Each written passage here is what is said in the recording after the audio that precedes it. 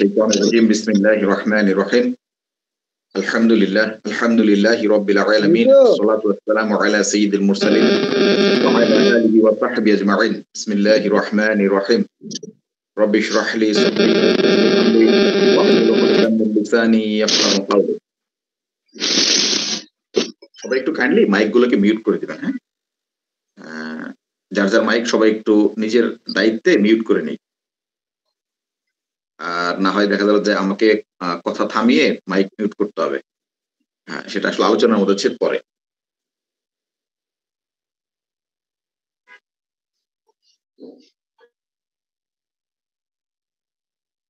সবাইকে একসাথে কি মিউট করা যায় বুঝতে পারছি না।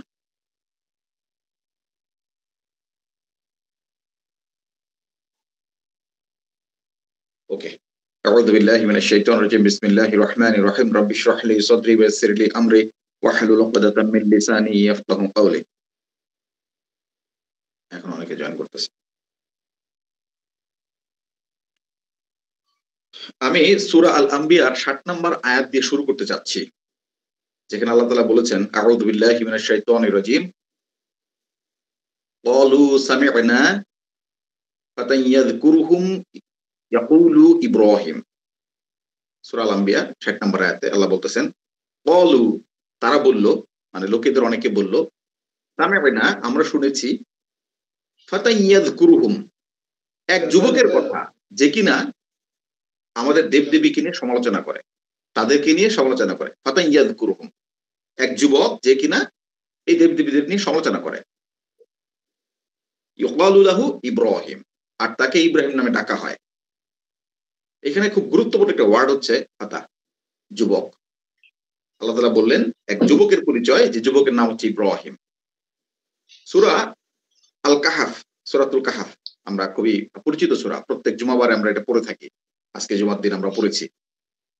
এই সূরা কাহাফের 13 নম্বর আয়াতে আল্লাহ বলতেছেন নাহনু নাকুসু আলাইকা নাবাআহুম বিল হক ইন্নাহুম ফিতিয়াতুন আমানু বিরাব্বিহিম ওয়া জিদনাহুম হুদা। আল্লাহ এখানে বলতেছেন নাহনু, আমরা, আল্লাহ তাআলা নিজের সম্মানার্থে বহুবচন ব্যবহার করেছেন। নাকুসু আলাইকা নাবাআহুম বিল হক, সত্য ঘটনা আপনার কাছে বর্ণনা করতেছি। ইন্নাহুম ফিতিয়াতুন, সূরা কাহাফের যে ব্যাপার আমরা জানি, সূরা কাহাফের নাজিলের প্রেক্ষাপট, তাই না? সেই আশ্চর্য কতিপয় যুবকের ঘটনা, যে যুবকের ঘটনা ও গুহাবাসী যুবকদের ঘটনা, যেই গুহাবাসী যুবকদের ঘটনার নামে সূরাটার নামকরণ করা হয়েছে আল কাহাফ, সূরাতুল কাহাফ, বা গুহাবাসী নামকরণ করা হয়েছে।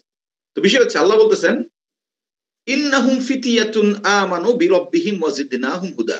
আল্লাহ এখানে বলতেছেন ইন্নাহুম, নিশ্চয়ই তারা ছিল, ফিতিয়াতুন, কতিপয় যুবক, আমানু বিরাব্বিহিম, তারা তাদের রবের প্রতি ঈমান এনেছিল, ওয়া জিদনাহুম হুদা, আর আমি হেদায়েতের উপর চলার জন্য তাদের শক্তিকে বৃদ্ধি করে দিয়েছিলাম, হেদায়েতের উপর চলার জন্য তাদের আমি সাহায্য করেছিলাম।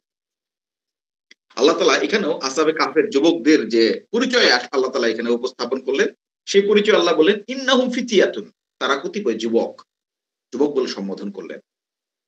আমরা জানি অনেক হাদিস থেকে যে ইসলাম যুবকদের এবং যৌবনকালকে কতটা গুরুত্ব দেয়।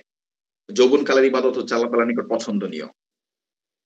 সেই যুবকেরা আরশের ছায়ায় আশ্রয় পাবে, এরকম নানা রকম হাদিসে আমরা, বা কি বলা যায়, কোরআন এবং সুন্নাহর আলোচনায় আমরা যৌবনকালের যে গুরুত্ব সেই সম্পর্কে আসলে আমরা জানতে পারি।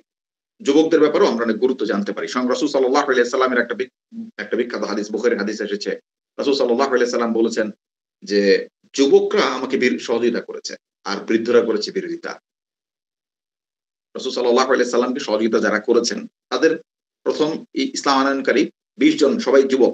খেয়াল করে দেখেন, বিলাল রাদিয়াল্লাহু আনহু যুবক, আব্দুল্লাহ ইবনে মাসউদ রাদিয়াল্লাহু আনহু যুবক, সাদ বিন আবি ওয়াক্কাস রাদিয়াল্লাহু আনহু যুবক, তারপর হচ্ছে হুযায়ফা রাদিয়াল্লাহু আনহু যুবক, তাই না? আপনি শুরুর দিকে ইসলাম গ্রহণকারী জুবাইর ইবনে আওয়াম রাদিয়াল্লাহু আনহু যুবক, সবাই যুবক, তাই না? ওসমান ইবনে আফফান রাদিয়াল্লাহু আনহু যুবক। ইনফ্যাক্ট আবু বকর রাদিয়াল্লাহু আনহু তার যৌবনেই ছিলেন যখন উনি ইসলাম গ্রহণ করেন। যদিও তাদের মধ্যে সবচেয়ে বেশি বয়স্ক আবু বকর রাদিয়াল্লাহু আনহু, কিন্তু উনি তার যৌবনকালেই ছিলেন তখনও। তো ইসলাম যৌবনকাল, যুবক বয়স, এটাকে খুবই গুরুত্ব দেয়। এই গুরুত্বের বিষয়ে আমরা নানা সময় নানা রকম আলোচনা শুনেও থাকি। কিন্তু এই যে বিষয়টা, এটা যে কেবলমাত্র ইবাদতের সাথে সংশ্লিষ্ট নয়, সমাজ এবং রাষ্ট্রে বৈপ্লবিক পরিবর্তন আনার ক্ষেত্রে এই যৌবনকালের যে একটা ব্যাপক ভূমিকা আছে, মূলত যুবকদের হাত ধরেই পৃথিবীর সবচেয়ে বড় বড় পরিবর্তনগুলো সাধিত হয়েছে। এই আলোচনাগুলো কিন্তু আমরা খুব বেশি শুনি না। মূলত যুবকরা যদি তাদের যথাযথভাবে তাদের যৌবনকাল, তাদের দায়িত্বকে উপলব্ধি করে এবং সেভাবে হক অনুযায়ী তাদের দায়িত্ব পালন করে, তাহলে পৃথিবী আসলে ঠিক পথে থাকবে। এই যে বিষয়টা, এই বিষয় নিয়ে আসলে খুব বেশি আলোচনা হয় না, বরং যুবকদেরকে ইবাদতের জন্য উৎসাহ দেওয়া হয়। যেহেতু যুবকরা ইবাদত বিমুখ, আর যুবকদের মধ্যে অবক্ষয় দেখা দিলে সামাজিক অবক্ষয়টা খুব দ্রুত হয়, সামাজিক অবক্ষয়টা খুব ব্যাপক আকার ধারণ করে এবং এটার ইম্প্যাক্টটা টের পাওয়া যায়। সেজন্য যুবকদেরকে ইবাদতে যতটা উৎসাহ দেওয়া হয়, যুবকদেরকে তাদের যে মূল যে রোল, তাদের যে দায়িত্ব, সেই জায়গা থেকে কিন্তু আলোচনাগুলো মসজিদে আমরা বা ওয়াজে আমরা শুনি না আসলে সেভাবে। কিন্তু আল্লাহ আমাদের বলতেছেন, সূরা কাহফের ঘটনা বলতে গিয়ে বলতেছেন তারা ছিলেন কতিপয় যুবক। আমাদের মুসলিম জাতির যে পিতা ইব্রাহিম আলাইহিস সালাম, যিনি আমাদের মুসলিমিন, যিনি আমাদেরকে মুসলিম হিসেবে নামকরণ করেছেন, তার পরিচয় আল্লাহ বলেছেন যুবক, যিনি কিনা একা সেই শিরকের বিরুদ্ধে দাঁড়িয়েছিলেন, তৌহিদের পতাকাকে ধারণ করেছিলেন। সেই দেবদেবীগুলোকে যখন ভাঙেন, এরপরে যখন তারা আলোচনা করতেছিল কে করেছে এটা, তখন তারা বলল যে হ্যাঁ, আমরা এক যুবকের শুনেছি এক যুবকের কথা, যে কিনা আমাদের দেবদেবীর সমালোচনা করত, আর তার নাম হচ্ছে ইব্রাহিম। তো এই আলোচনাগুলো অ্যাকচুয়ালি সোসাইটিতে খুব বেশি নাই, ফ্র্যাঙ্কলি স্পিকিং। সাম্প্রতিক সময়ে যে বিষয়টা বলতেছিলাম, অথচ যুবকদের হাত ধরে পৃথিবীতে বড় বড় পরিবর্তনগুলো এসেছে, বড় বড় পরিবর্তনগুলো হয়। আপনি ফরাসি বিপ্লবের কথা বলেন, আপনি বলশেভিক বিপ্লবের কথা বলেন, আপনি যে কোনো বড় বড় পরিবর্তন পৃথিবীতে হয়েছে, প্রত্যেকটা পরিবর্তনের ক্ষেত্রে এবং পৃথিবীর সবচেয়ে শ্রেষ্ঠতম পরিবর্তন যেটা এসেছে, যে বিপ্লব, ইসলামের বিপ্লব, মদিনাতে যে ইসলাম প্রতিষ্ঠিত হয়েছে, বিপ্লব সাধিত হয়েছে, সেটাও কিন্তু যুবকদের হাত ধরে। মদিনায় ইসলাম প্রতিষ্ঠার ক্ষেত্রে যে মুখ্য ভূমিকা পালন করেছেন মুসআব বিন উমাইর রাদিয়াল্লাহু আনহু, একজন যুবক, একজন তরুণ, তাই না? তো বাংলাদেশেও আমরা রিসেন্টলি যে বিষয়টা খেয়াল করলাম, যে একটা বড় পরিবর্তন এসেছে বাংলাদেশে, সেই পরিবর্তনটাও কিন্তু এই তরুণ যুবকদের হাত ধরে এসেছে। ১৬ বছর ধরে এই দানব ফ্যাসিস্ট এক হায়ানা আমাদের উপর যেভাবে চেপে বসেছিল, যে কিনা আমাদেরকে কথায় কথায় আয়না ঘরে পাঠাতো, যে কিনা কথায় কথায় সে খুন করতো, গুম করতো, যে কিনা দেশের স্বার্থের চাইতে তার কাছে তাকে ক্ষমতায় রাখছে যে ভারত, সে ভারতের স্বার্থ যার কাছে ছিল মুখ্য, যে কিনা প্রতি বছর $16 বিলিয়ন, এমন একটা দেশ, যে দেশকে দরিদ্র দেশ হিসেবে সারা দুনিয়া চিনে, যে দেশের মানুষগুলো পুষ্টিহীনতায় ভোগে, না খেয়ে থাকে, সেই দেশের $16 বিলিয়ন প্রতি বছর সে পাচার করেছে। এমন না $16 বিলিয়ন সে এই দেশেই কনজিউম করছে, এইখানেই সে কনজিউম করছে। যদি এখানে সে কনজিউম করতো, তাহলে টাকাটা দেশেই থাকতো, তাহলে টাকাটা দেশের মধ্যে সার্কুলেট হইতো, আমার হাতে না থাকুক আরেকজনের হাতে থাকতো। এইভাবে সে দেশেই হয়তো কনজিউম করেছে, দামি গাড়ি কিনেছে, দেশের গাড়ি, দামি হয়তো সে কি বলা যায়, খাবার খেয়েছে, দেশের খাবার, ফলে টাকাটা দেশে আছে। তা না করে সে যেটা করেছে সেটা হচ্ছে যে টাকাটা বিদেশে পাচার করে দিয়েছে। ফলে এখানে কিন্তু একটা সিরিয়াস একটা ইকোনমিক ক্রাইসিস ক্রিয়েট হয়েছে। এরকম একটা দানব, যে কিনা মানুষকে কথায় কথায় আয়না ঘুরে পাঠাতো, তাকে উৎখাত করার জন্য আসলে উৎখাত করতে কেউই পারতেছিল না, ফ্রাঙ্কলি স্পিকিং।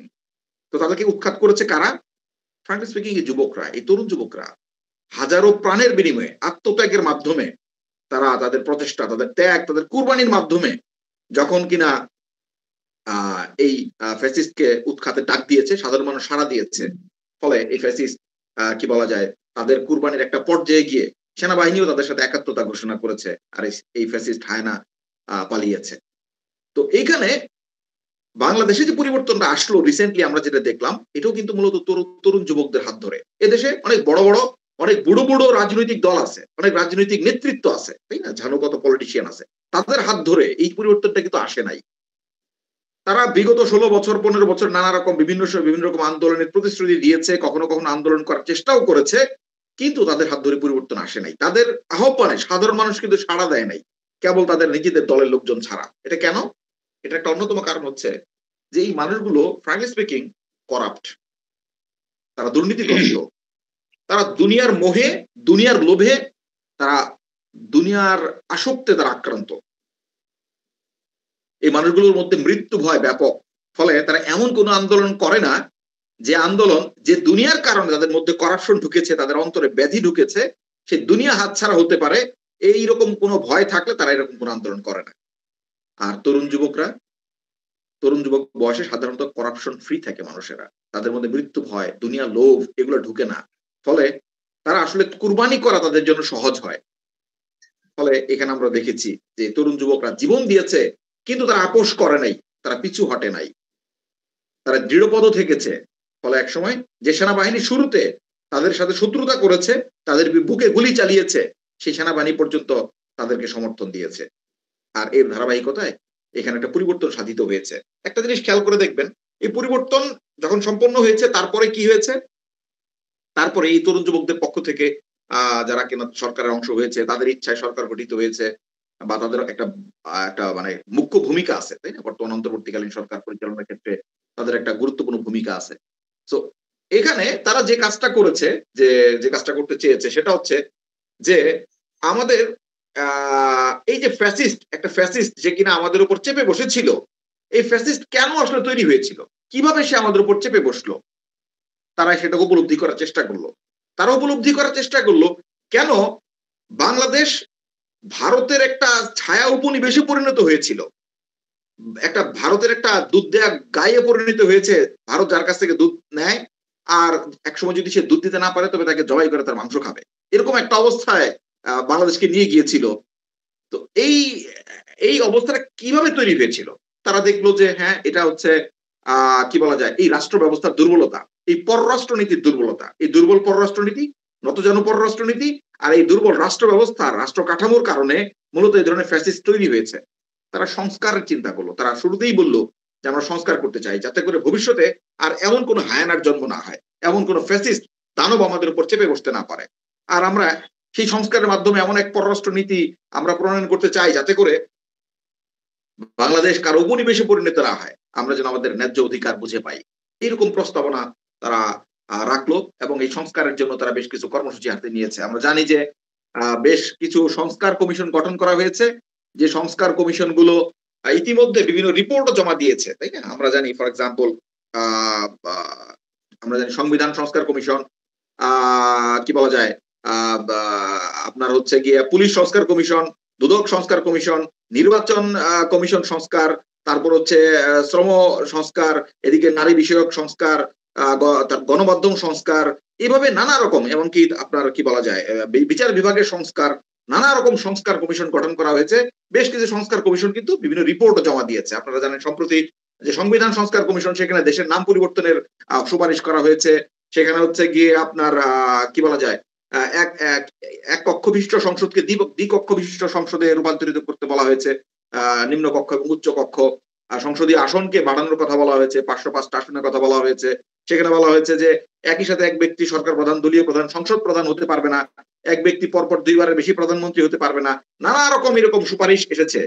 এর মধ্যে গুরুত্বপূর্ণ একটা বিষয় হচ্ছে তারা জাতীয়তাবাদ, তারা হচ্ছে সমাজতন্ত্র, ধর্মনিরপেক্ষতা, তারপর হচ্ছে গিয়ে জাতীয়তাবাদ এগুলো বাদ দিয়েছে। সেখানে তারা গণতন্ত্র, সাম্য, মানবিক কি বলা যায়? সামাজিক সুবিচার, বহুত্ববাদ এই ধরনের বিভিন্ন শব্দগুলোকে তারা সেখানে প্রবেশ করিয়েছে। নির্বাচন কমিশন সংস্কারে বদিউল আলম মজুমদারের নেতৃত্বে সেখানেও তারা বলেছে ২১ বছরে হচ্ছে সংসদ সদস্য পদে নির্বাচন করতে পারবে। তারপর হচ্ছে ফর এক্সাম্পল গুম খুনের সাথে জড়িত এরকম অভিযোগে যারা অভিযুক্ত তারা নির্বাচনে অংশগ্রহণ করতে পারবে না। এরকম নানা রকম নির্বাচনী কি বলা যায়? সংস্কারের সুপারিশ আমরা দেখেছি। প্রথমত আমি ধন্যবাদ দিতে চাই। তাদের এই আত্মত্যাগ, তাদের এই সাহসী বলিষ্ঠ ভূমিকা, আপোষহীন যে লড়াই সংগ্রামের মধ্য দিয়ে তারা এই ফ্যাসিস্ট হাসিনাকে তারা উৎখাত করেছে। এই অবস্থানের কারণে তাদের এই আত্মত্যাগের কারণে, সাহসিকতার কারণে, আপোষহীনতার কারণে তারা ধন্যবাদ প্রাপ্ত। অবশ্যই তাদেরকে আমি সাধুবাদ এবং ধন্যবাদ জানাই। একই সাথে তাদেরকে ধন্যবাদ দিতে চাই এজন্য যে তাদের এই উপলব্ধির জন্য তারা এটা উপলব্ধি করতে পেরেছে যে এই রাষ্ট্র ব্যবস্থাই হচ্ছে সমস্ত সংকটের জন্য দায়ী। এই রাষ্ট্র ব্যবস্থাকে পরিবর্তন না করে আসলে আমাদের মুক্তি নাই। এই রাষ্ট্র ব্যবস্থা যদি এভাবে থাকে তাইলে ২ দিন পরই আমাদেরকে এভাবে সাফার করতে হবে। এই যে তারা উপলব্ধি করেছে, এই উপলব্ধির কারণে আমি আসলে তাদেরকে ধন্যবাদ দিতে চাই। কিন্তু সেই সাথে এই জিনিসটাও বলতে চাই যে দেখেন বাংলাদেশের বয়স হচ্ছে ৫৪ বছর। এই ৫৪ বছরে শুধুমাত্র সংবিধান অন্য সব বাদ দেন। আপনি বিচার বিভাগ, পুলিশ, দুদক, আ কি বলা যায়? নির্বাচন কমিশন, আর যত যা কিছু আছে স্বাস্থ্য বিভাগ সব বাদ দেন, শুধুমাত্র সংবিধান যেটাকে তারা পবিত্র গণ্য করে, যেটাকে তারা ছুঁয়ে শপথ নেয়, এই সংবিধানকেই তারা সংস্কার করেছে, সংশোধন করেছে অন্তত 17 বার সংশোধন করেছে, এবার হলে 18 বার হবে সেটা। এবং খেয়াল করে দেখেন কিভাবে তারা সংস্কার করেছে, পঞ্চম সংশোধনীকে বাতিল করে দিল পঞ্চদশ সংশোধনী। শুধু বাতিল না, অবৈধ ঘোষণা করলো। পঞ্চম সংশোধনী যেটা ছিল সেটাকে তারা অবৈধ ঘোষণা করলো। অথচ পঞ্চম সংশোধনী যখন করা হয় তখন কিন্তু নাম দিয়েছে সংশোধনী, মানে কারেক্ট করা হয়েছে। পঞ্চদশ সংশোধনীতে এসে বললো শুধু সেটা পঞ্চম সংশোধনীতে যেটাকে কারেক্ট বলা হয়েছিল, শুধু সেটা ইনকারেক্টই না, বরং ইলিগাল। ওইটা বাতিল, কারণ এটা কারেক্ট না, ওটা সঠিক না, শুধু সঠিক না বরং অবৈধ। এইভাবে তারা বাতিল করে দিল। যে ত্রয়োদশ সংশোধনীতে তত্ত্বাবধায়ক সরকার ব্যবস্থাকে সংযুক্ত করা হয়েছিল, পঞ্চদশ সংশোধনীতে সেই তত্ত্বাবধায়ক সরকার ব্যবস্থা বাতিল করে দিল। খেয়াল করে দেখেন, ষোড়শ সংশোধনীর প্রস্তাব তারা আনলো, হাইকোর্ট বিভাগ সেটাকে বললো এটা অবৈধ, আপিল বিভাগও বললো এটা অবৈধ।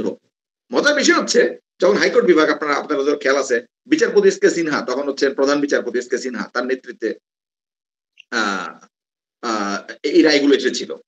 তো যখন এই কাজটা হইলো তখন কি করলো, যেখানে কিনা হাইকোর্ট রায় দিচ্ছে যে এটা অবৈধ, আপিল বিভাগ পর্যন্ত সেই রায়কে বহাল রাখতেছে, সরকার করলো কি, সেই এস কে সিনহাকে তারা হচ্ছে, আমরা জানি তাই না, যে তাকে দেশান্তরিত করতে বাধ্য করলো। চিকিৎসার কথা বলে, মানসিক রোগের কথা বলে, নানা রকম অভিযোগ তার বিরুদ্ধে নিয়ে এসে তাকে দেশান্তরিত করলো, আবার তাকে দেশ থেকে পালাতে বাধ্য করলো। এরপর আবার তার বিরুদ্ধে মামলা দিল, নানা রকম মামলা দিল, তাই না?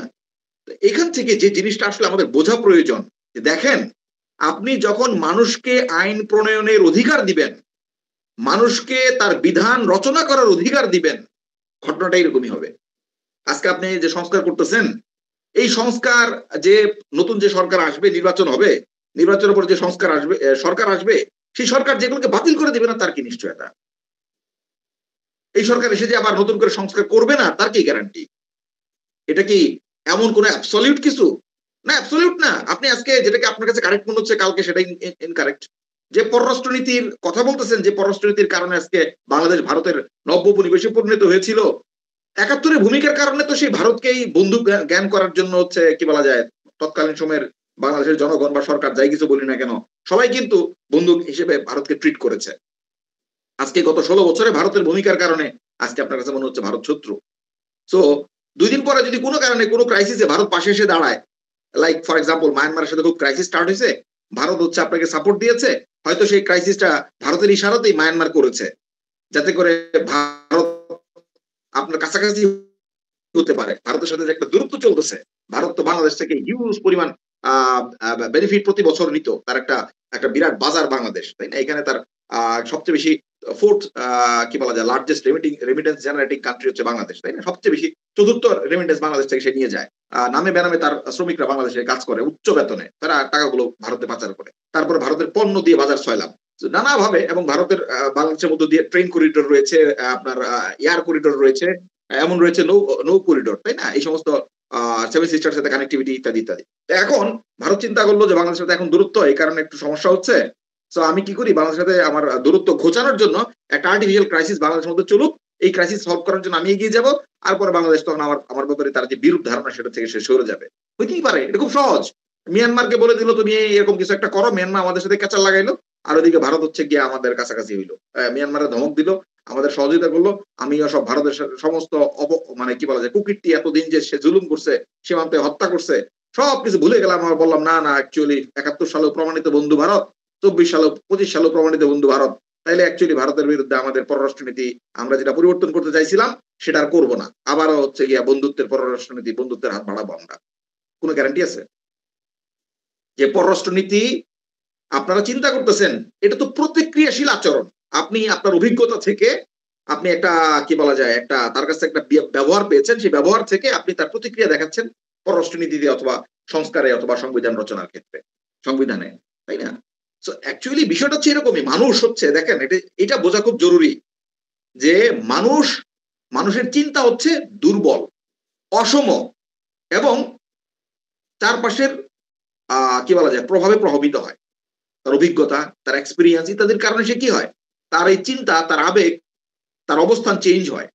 সেই অসম দুর্বল মানুষকে যদি তার নিজের জন্য, যে কিনা ভবিষ্যৎ জানে না, তার জন্য আপনি আইন মানাইতে দেন, তাহলে আজকে এক আইন মানাবে, 2 দিন পরে সে আরেকটা আইন মানায় বলবে আগের আইন অবৈধ। এই ঘটনা ঘটবে। তো আজকে যে যুবকরা যারা কিনা সংস্কারের চিন্তা করতেছেন এবং যারা উপলব্ধি করেছেন এই রাষ্ট্র ব্যবস্থার সমস্ত সংকটের জন্য দায়ী, তাদের এই উপলব্ধির জন্য ধন্যবাদ। কিন্তু একই সাথে তাদেরকে এটা উপলব্ধি করতে হবে যে আল্লাহ কোরআনে বলেছেন, ইনিল হুকমু ইল্লা লিল্লাহ, হুকুম দেওয়ার মালিক, বিধান দেওয়ার মালিক কেবল আল্লাহ। এই উপলব্ধি যতদিন আমরা না করতে পারবো, যতদিন আমরা অনুধাবন না করব, যার মানে আল্লাহ তাআলা হচ্ছে বিধান দিবেন, মানুষ জমিন আল্লাহর খলিফা, ইন্নী জাইলুন ফিল আরদি খলিফা, আল্লাহ বলেছেন তাই না কোরআনের মধ্যে, আমরা জমিন আল্লাহর খলিফা। আমার কাজ কি? যে আল্লাহর বিধান গ্রহণ করা, অনুধাবন করা এবং তা বাস্তবায়ন করা। এটা হচ্ছে আমার কাজ। আমার কাজ না যে আল্লাহর যে ডোমেইন সেইখানে হচ্ছে ইন্টারফেয়ার করা। আল্লাহ বিধান বানাবেন, আমি নিজে বিধান বানাতে চাই, আমি নিজেকে আল্লাহর আসনে বসাইতে চাই। এটা যদি আমি করি, এটা আমার জন্য বিপর্যয়কর হবে। গত 54 বছর আমাদের জন্য বিপর্যয়কর ছিল, সামনে আবারও বিপর্যয় হবে যদি আমরা এটা উপলব্ধি করতে না পারি। সো যারা ক্ষমতা আছে তাদেরকে তো অবশ্যই এটি উপলব্ধি করতে হবে, তারা করুক বা না করুক। আজকে আমরা এই সেশনে যারা অংশগ্রহণ করেছি তাদেরকে অবশ্যই এই বিষয়টা উপলব্ধি করতে হবে যে ইনিল হুকমু ইল্লা লিল্লাহ। মানুষকে, এই অসম দুর্বল চিন্তার মানুষকে যদি, যে কিনা ভবিষ্যৎ জানে না, যে কিনা এরকম বিভিন্ন বাস্তবতার দ্বারা প্রভাবিত হয়, যার চিন্তা এবং আবেগ, তাকে যদি আপনি বিধান বানানোর সুযোগ দেন, এই যে খেয়াল করে দেখেন, তারা একটা সুপারিশ করছে, নির্বাচন কমিশন, সংস্কার কমিশন সুপারিশ করছে 21 বছর বয়সে সে পার্লামেন্ট ইলেকশন করতে পারবে। আচ্ছা, 21 বছর বয়সে পার্লামেন্টেরিয়ান হওয়ার জন্য, মানে এখানে কিন্তু দেখেন পার্লামেন্টেরিয়ান কিন্তু কেবলমাত্র মানে জনপ্রতিনিধি না, কিন্তু সে হচ্ছে জনপ্রতিনিধি এবং লেজিসলেটর, সে হচ্ছে আইন প্রণয়ন করতে পারবে। বাংলাদেশের যে সংসদীয় ব্যবস্থা, এখানে এরা পার্লামেন্ট কি করে মূলত, তারা হচ্ছে আইন প্রণয়ন করে, তাই না? এরা এরা হচ্ছে লেজিসলেটর, আইন প্রণেতা। তা এখন 21 বছর বয়সে একটা বাচ্চা, তাদের আবার হিসেবে 21 বছর বয়স, সরি 19 পর্যন্ত শিশু, তাই না? এখন 21-এর আগে ইনফ্যাক্ট বিয়ে করতে পারবে না। তাহলে এইরকম একটা শিশু যে কিনা ইনফ্যাক্ট ইন্টার পাস করে ইউনিভার্সিটির অনার্স শেষ করতে পারে না, সে আইনের কতটা বোঝে, বিশেষ করে বিদ্যমান যে কি বলা যায় শিক্ষা ব্যবস্থায়, সে কিভাবে আবার পার্লামেন্টারিয়ান হয়ে এই মানুষের জন্য আইন রচনা করবে? প্রথমত 21 কেন, 2100 বছর বয়সও যদি হয়, মানুষ যদি আইন বানায়, তাইলেও সে আইন ত্রুটিপূর্ণ হবে, যেটা কিনা আমরা বুঝতে পারি আমাদের একটু ইন্টেলেক্ট প্রয়োগ করলেই। কারণ মানুষের চিন্তা হচ্ছে অসম, তাই না? মানুষের চিন্তা হচ্ছে দুর্বল, মানুষের সক্ষমতা দুর্বল। ঠিক আছে, এই দুর্বল মানুষ যদি তার নিজের জন্য আইন বানায়, এটা আসলে কি হবে, এটা আসলে কি বলা যায়, এখানে হচ্ছে বায়াসনেস থাকবে। যেমন এই যারা বায়াসনেস হয়ে একটা সুপারিশ করছে যে গুম খুনের যদি অভিযোগ কারো বিরুদ্ধে থাকে, তাহলে সে নির্বাচনে অংশগ্রহণ করতে পারবে না। গুম খুনের আলোচনাটা কাদের বিরুদ্ধে উঠতেছে? আওয়ামী লীগের বিরুদ্ধে। ফলে আওয়ামী লীগকে তারা নির্বাচনের বাইরে রাখার জন্য তারা এরকম একটা সুপারিশ করছে। তাহলে এটা কি একটা কি বলা যায়, একটা এক্সপিরিয়েন্সের কারণে তাদের মধ্যে একটা প্রতিক্রিয়াশীল ব্যবহার দেখা যাচ্ছে না?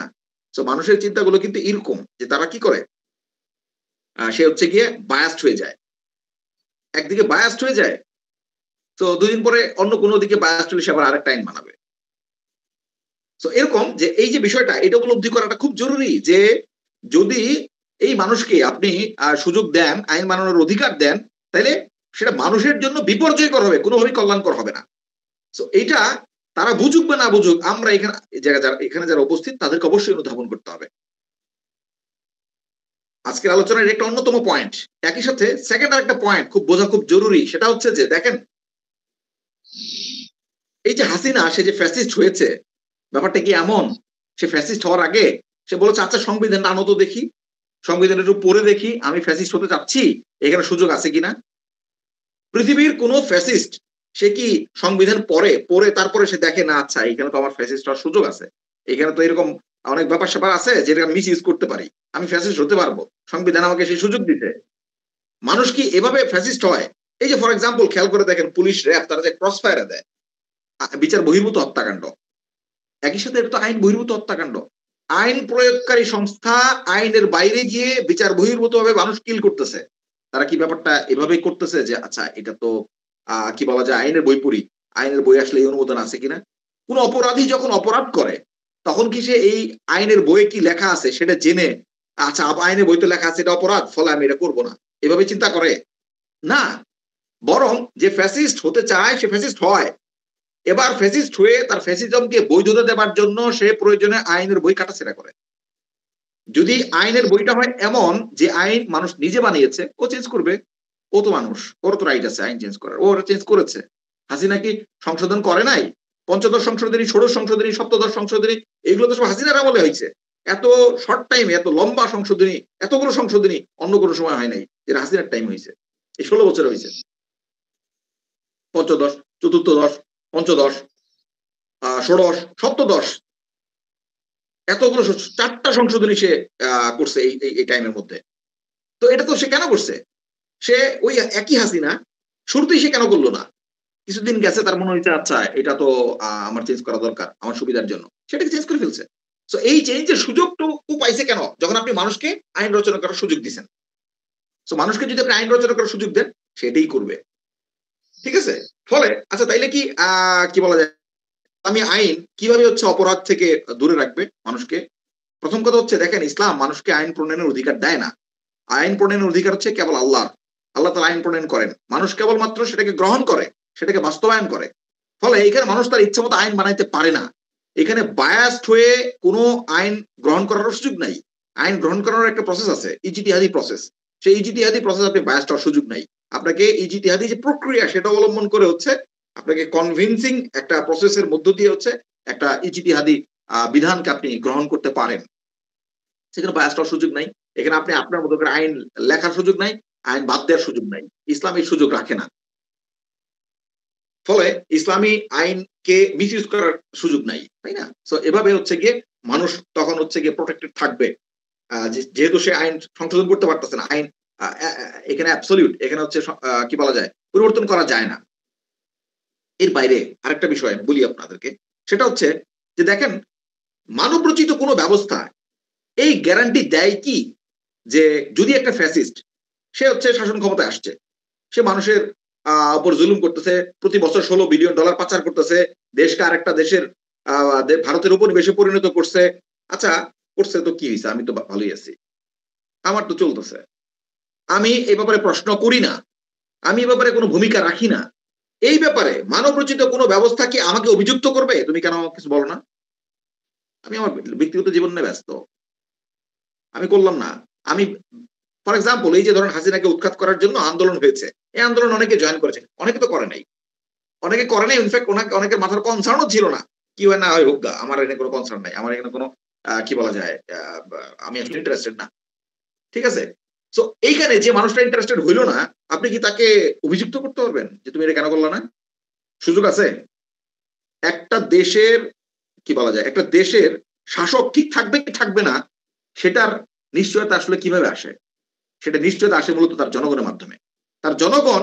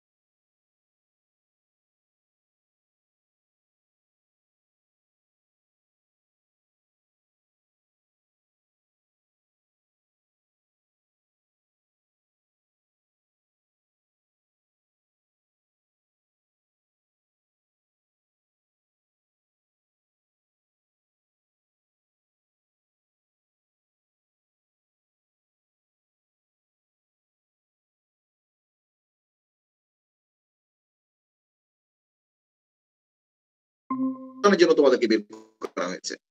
তা'মুরুনা বিল মা'রুফ, তোমরা সৎ কাজের আদেশ দাও। ওয়া তানহাউনা আনিল মুনকার, এবং তোমরা অসৎ কাজ থেকে মানুষদেরকে বিরত রাখো। ওয়া তু'মিনুনা বিল্লাহ, এবং তোমরা আল্লাহর প্রতি ঈমান আনো। তাইলে যে সৎ কাজের আদেশ দেয়া, অসৎ কাজে নিষেধ করা, ইসলাম তো এটা আমাদের জন্য ফরজ করেছে। এটা আমি করতে বাধ্য।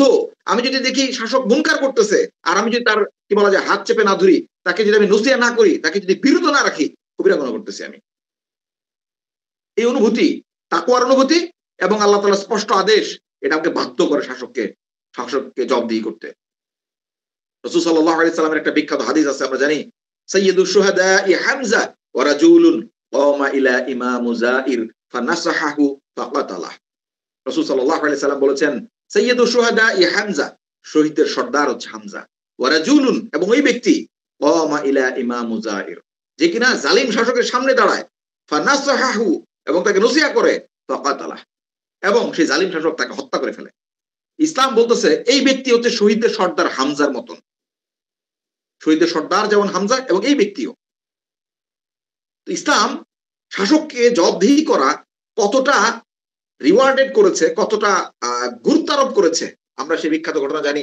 যখন ওমর রাদিয়াল্লাহু আনহু খুতবা দিচ্ছিলেন, ওই লোক সকল, তোমরা আমার কথা শোনো এবং মানো, যদি তোমরা আমার মধ্যে কোনো বক্রতা দেখো আমাকে সংশোধন করে দাও। এক যুবক কি বললেন, ওমর, আমরা যদি তোমার মাঝে কোনো বক্রতা দেখি আমি তোমাকে এই তরবারি দিয়ে সোজা করে দেব। কেউ কেউ আপত্তি করলেন, ওহে যুবক, এ কেমন আদব, এ কেমন আচরণ আমিরুল মুমিনিনের সাথে? বয়সে উনি বয়োজ্যেষ্ঠ, আবার কত সম্মানিত, তুমি তার সাথে এইভাবে কথা বললে? ওমর তার জন্য দোয়া করলেন। ওমর বললেন যে সমস্ত প্রশংসা আল্লাহর জন্য, যে আল্লাহ এই উম্মতের মধ্যে এমন ব্যক্তি রেখেছেন যে কিনা ওমরকে তরবারি দিয়ে সোজা করে দিতে চায়। ওমর তার প্রশংসা করলেন তার সৎ সাহসের। শাসককে এভাবেই সোজা করতে হবে, সোজা রাখতে হবে, কারণ শাসক যদি ঠিক থাকে উম্মাহ ঠিক থাকবে, জাতি ঠিক থাকবে, জনগণ ঠিক থাকবে। আর জনগণ যদি শাসককে জবাবদিহি করে তাহলে শাসক ঠিক থাকবে। বিষয় হচ্ছে এই যে বিষয়টা, এটা আপনি ইসলাম ছাড়া কোথায় পাবেন? মানব রচিত কোনো ব্যবস্থার মধ্যে এই জিনিসটা আপনি খুঁজে পাবেন না, যে কিনা আপনার উন্নয়ন করবে, আপনার মধ্যে এমন আত্মোপলব্ধির জন্ম দিবে যেটা কিনা আপনাকে বাধ্য করে, আপনাকে পুশ করে যে তোমাকে এই রিস্কি কাজটা করতে হবে, শাসকের জবাবদিহি করতে হবে, যেটা আপনার উপর ফরজ করেছে, আমার উপর ফরজ করেছে। এই তাকওয়ার উপলব্ধি আমাকে পুশ করে। আবার আল্লাহ তাআলা খোলাখুলি ভাবে এটা আমাদের জন্য ফরজ করেছেন। ইসলাম ছাড়া এটা অসম্ভব। ফলে এই উপলব্ধির ব্যাপারটাও এই তরুণদের মধ্যে আসুক, চাই আসুক বা না আসুক, আমাদের মধ্যে যেন সেটা আসে, আমরা যেন সেটাকে আফোর্ড করি এবং মানুষদেরকে সমাজের মধ্যে আমরা নিয়ে যেতে পারি। বিষয় হচ্ছে যে দেখেন আজকে সিচুয়েশন কোন দিকে গেছে, বাংলাদেশের বর্তমান সিচুয়েশন। একদিকে সংস্কার, আরেকদিকে আরেক দল, আরেক গোষ্ঠী তারা দাবি করতেছে তারা হচ্ছে গিয়ে নির্বাচন চায়। কেন? এরাই কিন্তু তারা মূলত, যে অ্যাকচুয়ালি যারা কিনা গত দীর্ঘ সময় তারা আসলে কার্যকর তেমন কোনো ভূমিকা রাখতে পারে নাই, এখন তারা ক্ষমতায় যাওয়ার জন্য মরিয়া। এরা সেই করাপ্ট পোরশনটুকু, যারা আসলে কি বলা যায়, যদিও বয়সের ভারে তারা নুজো, বার্ধক্যে উপনীত হয়েছে, কিন্তু দুনিয়ার লোভ তাদের ছাড়ে নাই, ক্ষমতার লোভ তাদের কি বলা যায় ব্যাপক। ফলে তারা দ্রুত নির্বাচন চায় যাতে করে তারা ক্ষমতার স্বাদ পেতে পারে। এরাই কি বলা যায় প্রতিবন্ধক, তাই না? তো এখন দুনিয়ার লোভ তাদেরকে আসলে কি বলা যায় এই কাজ করতে বাধ্য করতেছে, আর তরুণরা তাদের সাথে বিরোধিতা করেছে। এটা কি করতেছে? এরা রীতিমতো 111 আনার একটা ষড়যন্ত্র লিপ্ত, রীতিমতো ব্যাপারটা এরকম এই পর্যায়ে চলে গেছে যে তারা আসলে প্রয়োজনে ভারতের তাবেদারি করে হলে, প্রয়োজনে হচ্ছে একটা অস্থিতিশীল পরিস্থিতি তৈরি করে হলেও তারা হচ্ছে তাদের ক্ষমতাটা নেওয়া প্রয়োজন, এরকম একটা অবস্থায় আসলে তারা দেশকে নিয়ে যেতে চাচ্ছে। এই সার্বিক পরিস্থিতিতে আসলে আমাদের করণীয় কি?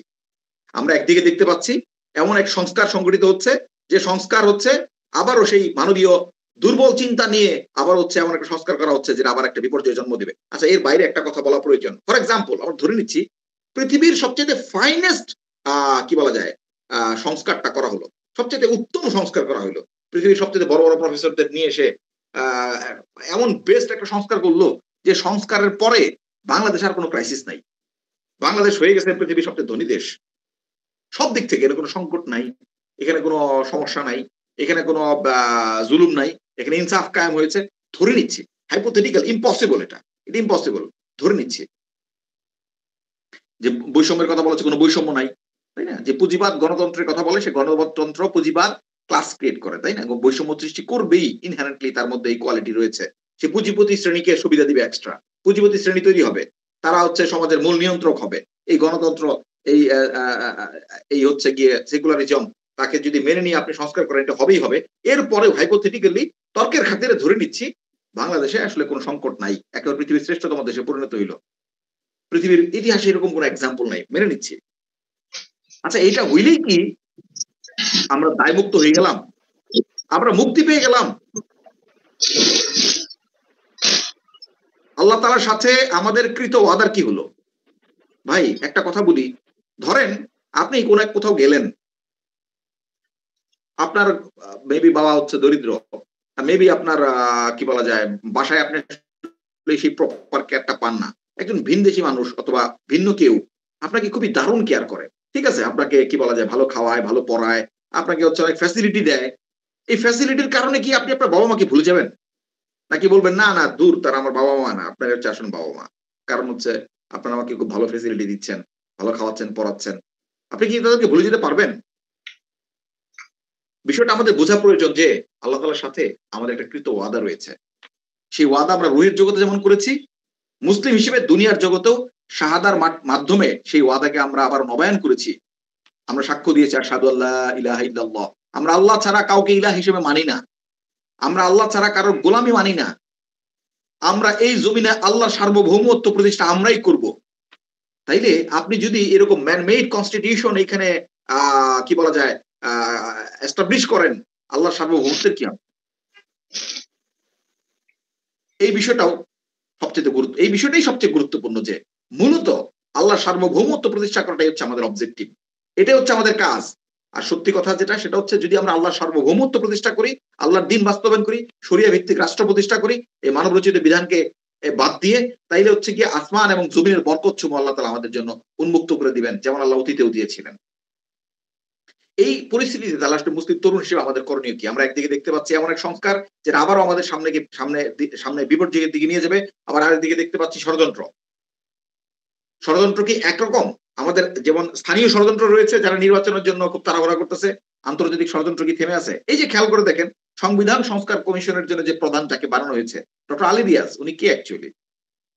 কিছুদিন আগে আপনারা হয়তো নিউজ খেয়াল করেছেন যে দেখলাম সিরিয়াতে আ যে নতুন একটা সরকার এসেছে ক্ষমতায়, আহমদ আবু সারা বা আবু মোহাম্মদ আল জোলানির নেতৃত্বে।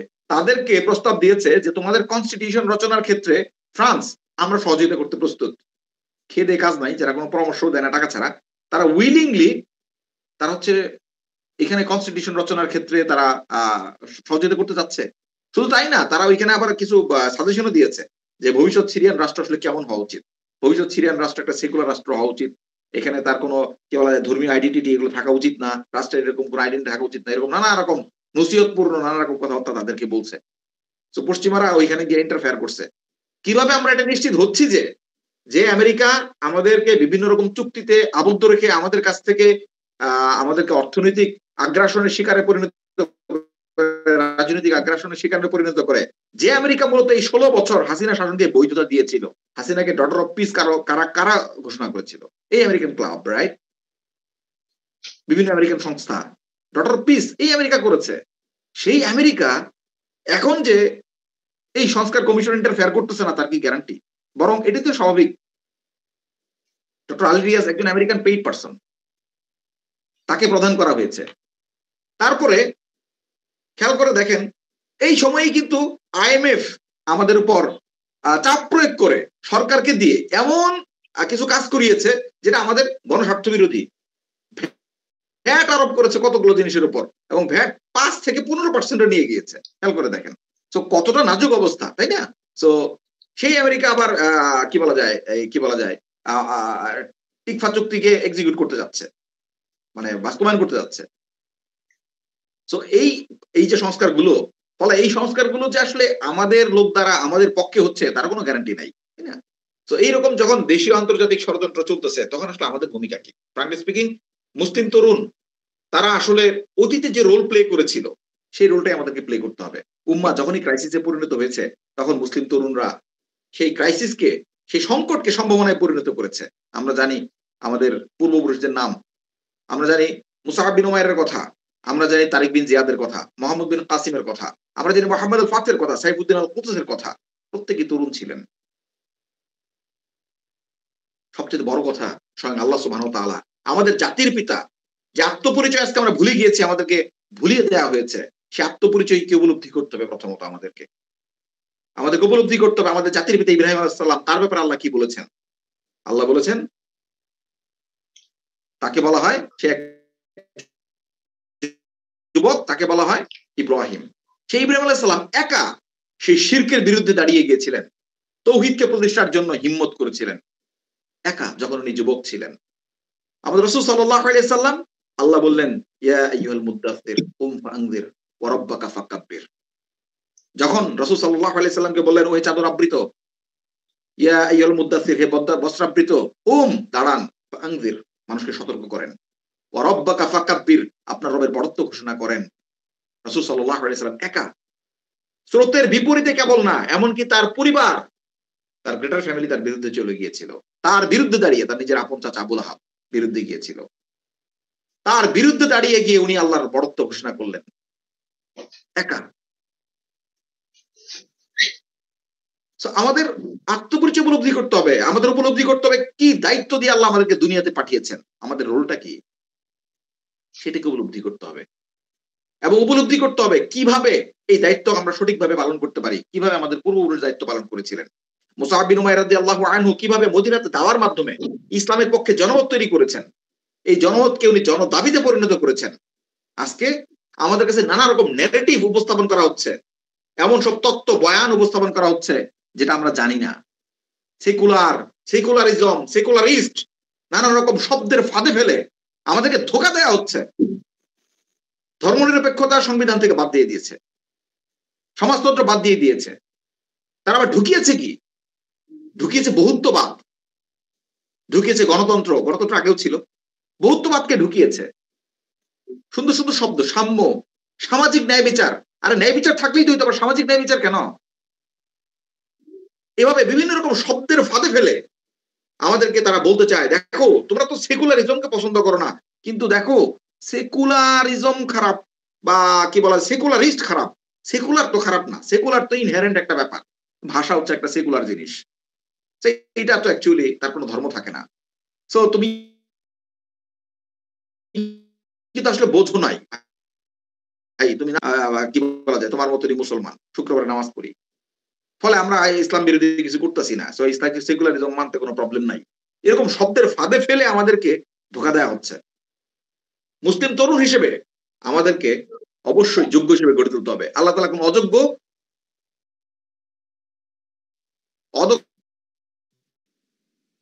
অযোগ্য জাতিকে বিজয় হিসেবে প্রতিষ্ঠিত করতে চাই, অবশ্যই নিজেদেরকে যোগ্য হিসেবে গড়ে উঠতে হবে। দুঃখজনক হলেও সত্য, আজকে মুসলিম তরুণদের কি বাস্তবতা? মুসলিম তরুণদের বাস্তবতা হচ্ছে তারা রাসূল সাল্লাল্লাহু আলাইহি সাল্লামের সিরাতই পড়ে নাই, তার জীবনেই জানে না ইসলাম কি বাস্তবায়ন করবে। এতটাই নাজুক অবস্থা। আল্লাহ তাআলা কি উদ্দেশ্যে তাকে দুনিয়াতে পাঠিয়েছেন সেটা সে জানে না, আত্মপরিচয় জানে না, নিজের ইতিহাস জানে না, ফলে সে যথাযথ ভূমিকা রাখতে পারে না। আজকে আমাদেরকে অবশ্যই এই যে যে বৈশ্বিক চ্যালেঞ্জ, এই পুঁজিবাদ, এই যে গণতন্ত্র, এই সেকুলারিজম, এটার চ্যালেঞ্জকে উপলব্ধি করতে হবে। এবং আল্লাহ তাআলা বলেছেন না, ওয়াজাহিদুম বিহি জিহাদান কাবীরা, ফালা তুতিউল কাফিরিন ওয়াজাহিদুম বিহি জিহাদান কাবীরা, আপনি উহার সাহায্যে তাদের সাথে বড় জিহাদ করেন। উহা মানে কোরআন সাহায্যে। সো কোরআন দিয়ে এই বাতিল মতবাদগুলোকে কেটে টুকরো টুকরো করে দিতে হবে। বাতিল মতবাদগুলোর অসারতাকে উপস্থাপন করতে হবে এবং উম্মাহকে ইসলামের দিকে আহ্বান করতে হবে। তাদের সামনে উপস্থাপন করতে হবে যে ইসলাম কিভাবে তার সংকটকে, ইহকালীন এবং পরকালীন সংকটকে অতীতেও সমাধান করেছে, ভবিষ্যতেও করবে ইনশাআল্লাহ। তাকে একটা সমৃদ্ধ সম্মানিত জাতি হিসেবে, সুপার পাওয়ার হিসেবে তাকে প্রতিষ্ঠিত করবে এবং একই সাথে তার পরকালীন মুক্তিকে নিশ্চিত করবে। একই সাথে আল্লাহর দেয়া দায়িত্বকে ঠিকভাবে পালন করবে, যে দায়িত্ব দিয়ে আল্লাহ তাকে দুনিয়াতে পাঠিয়েছেন, যে দায়িত্বের ব্যাপারে আমরা আল্লাহ তাআলার সাথে ওয়াদাবদ্ধ, আমরা চুক্তিবদ্ধ। আল্লাহ সূরা তাওবাতে বলেছেন, ইন্নাল্লাহা আশতারা মিনাল মুমিনিনা আনফুসাহুম ওয়া আমওয়ালাহুম বিআন্না লাহুমুল জান্নাহ ইউকাতিলুনা ফি সাবিলিল্লাহি ফায়াকতুলুনা ওয়া ইয়ুকতালুন। এখানে আল্লাহ বলেছেন যে নিশ্চয়ই আল্লাহ মুমিনদের নিকট থেকে তাদের জান এবং মালকে ক্রয় করে নিয়েছেন জান্নাতের বিনিময়ে। আজকে আমাদেরকে এটা উপলব্ধি করতে হবে, ইউথদেরকে এটা জানাইতে হবে, তাদের মধ্যে প্রচার করতে হবে, তাদেরকে বলতে হবে যে দুনিয়াতে তার আসার উদ্দেশ্য কি। তার আসার উদ্দেশ্য এটা না যে একটা কমফোর্টেবল লাইফ সে লিড করবে, এটা তার মাকাসিদ না, এটা তার লক্ষ্য না। কমফোর্ট, এনজয়, এটা সে জান্নাতে করবে। দুনিয়াতে এই বিষয়গুলোকে সে দেখবে জরুরত হিসেবে, প্রয়োজন হিসেবে, যতটুকু না হলে না হয়। তার মূল মাকাসিদ হচ্ছে আল্লাহর দ্বীন আল্লাহর দিন কায়েম, আল্লাহর দিনের বিজয়। হ্যাঁ, এর মধ্যে যদি আল্লাহ তাকে সমৃদ্ধি দান করেন, সচ্ছলতা দান করেন, আল্লাহ তাকে উপভোগ করার মতন কোন পরিবেশ দেন, আলহামদুলিল্লাহ, যেটা অতীতে দিয়েছে। আমরা জানি যে সাহাবীরা আসলে আল্লাহ তাআলা তাদেরকে কতটা সম্পদ দিয়েছেন। জুবাইর ইবনে আওয়াম রাদিয়াল্লাহু আনহুর কথা বলি। আমরা তাদেরকে কখনো সম্পদের কারণে চিনি না। জুবাইর ইবনে আওয়াম রাদিয়াল্লাহু আনহু অতর্কিত অবস্থায় শহীদ হন। উনি কোন প্রিপারেশন ছিল না। যখন উনি শহীদ হন তখন তার রেখে যাওয়া সম্পদের পরিমাণ বর্তমান বাজার মূল্য হিসেবে ১২,৫০০ কোটি টাকা। জুবাইর ইবনে আওয়াম রাদিয়াল্লাহু আনহু কিন্তু ধনী সাহাবীদের অন্যতম ছিলেন না। আরো অনেক ধনী সাহাবী ছিলেন। এটা অটোই এসেছে তাদের কাছে। যদিও ওমর ইবনুল খাত্তাব রাদিয়াল্লাহু আনহু খিলাফতকালে সম্পদের প্রবাহ যেন আল্লাহ তাআলা যেটা হারাম করেছেন, কাইলা ইয়াকুনা দুলাতাম বাইনাল আগনিয়াই মিনকুম, সম্পদ যেন কেবল তোমাদের ধনীদের মাঝে আবর্তন না করে। ওমর রাদিয়াল্লাহু আনহু বিভিন্ন কারণে বিখ্যাত সাহাবীদের মদিনার বাইরে যাওয়াকে নিষেধ করে রেখেছিলেন। এরপরেও সম্পদ তাদের পায়ে এভাবে গড়াগড়ি খেয়েছে। সম্পদ, সম্মান, এই সমস্ত কিছু হচ্ছে মুমিনদের। সেটা অবশ্যই আমাদের কাছে আসবে যদি আমরা আমাদের দায়িত্বকে যথাযথ পালন করতে পারি। আল্লাহ তাআলা আমাদেরকে তৌফিক দান করেন। জাযাকাল্লাহু খাইরান। আমিন।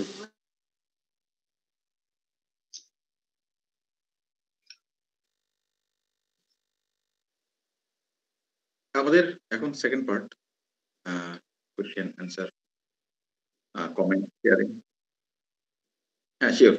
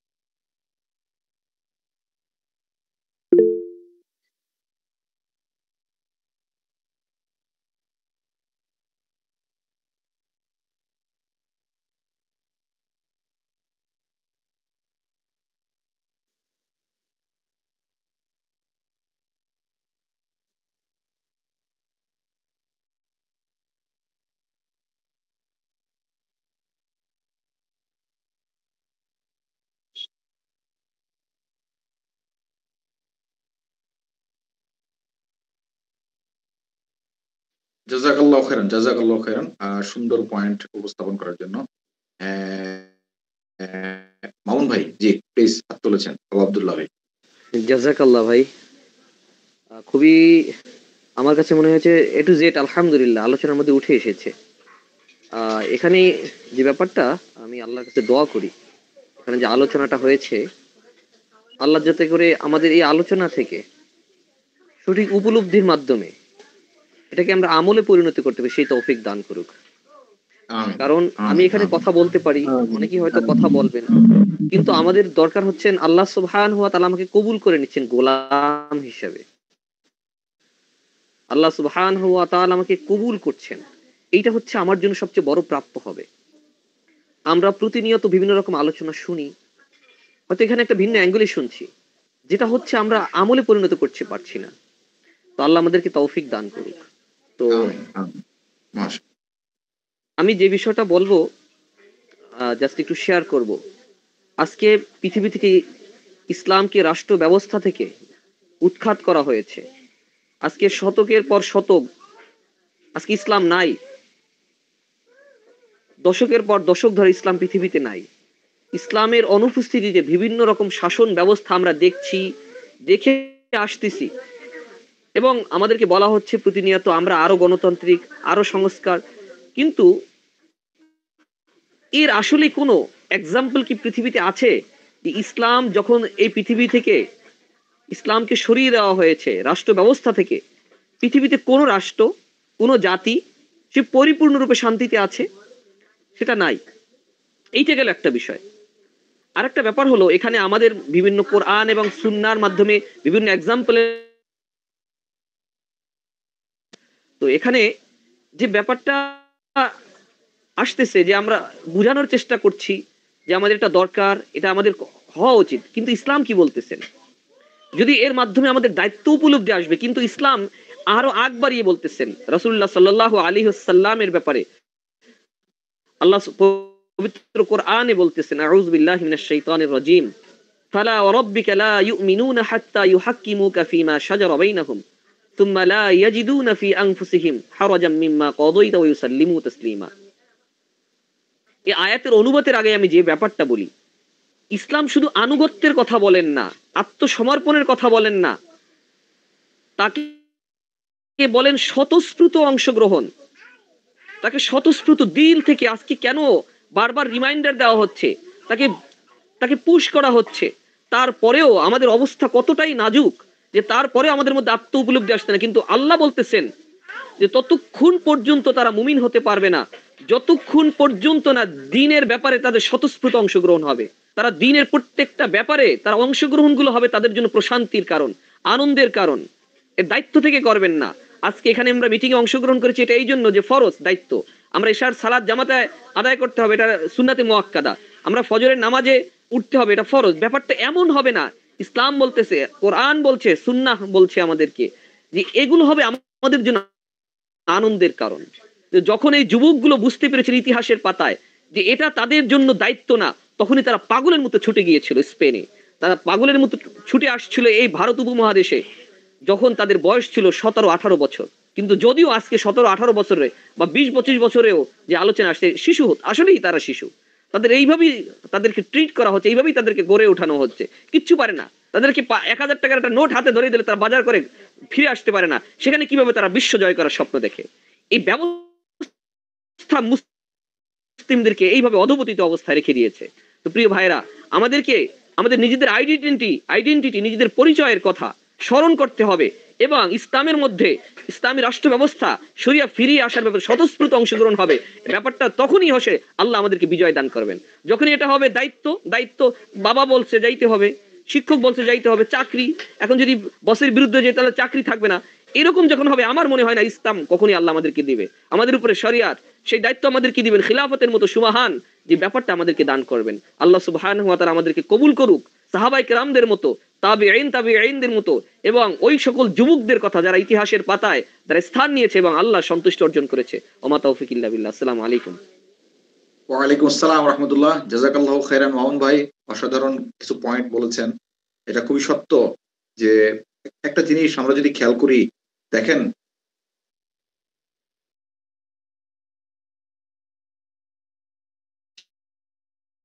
সেই বেলাল বিন রবাহ রাদিয়াল্লাহু আনহুর কথা, ফিল লাইক 60-70, এত উত্তাপ হয়ে যায় যেন সেখানে খুই ভাজা যাবে, সেখানে ডিম ভাজা যাবে, এত উত্তাপ হয়ে যায়, লিটারালি পা ফসকা পড়ে যাবে।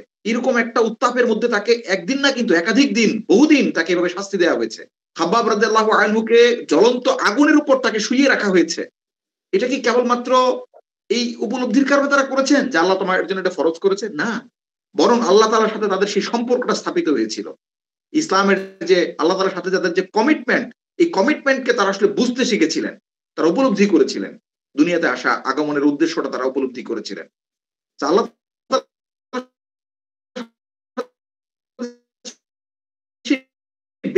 ব্যক্তিগত সম্পর্কের জায়গাটা তারা উপলব্ধি করেছিলেন, ভালোবাসতেন, এবং উনিও তার মাকে ভালোবাসতেন। সে মাকে যখন ওনাকে পরিত্যাগ করতে হলো, উনি পরিত্যাগ করে গিয়েছেন এবং মদিনাতে গিয়ে উনি দ্বীনের দাওয়া এমন ভাবে করেছেন যে সেখানকার আহলুল কুওয়া যারা ছিলেন, শক্তির অধিকারী ব্যক্তিবর্গ যারা ছিলেন, তারা ইসলাম গ্রহণ করলেন এবং রাসূল সাল্লাল্লাহু আলাইহি সাল্লামকে তারা নুসরা দিলেন।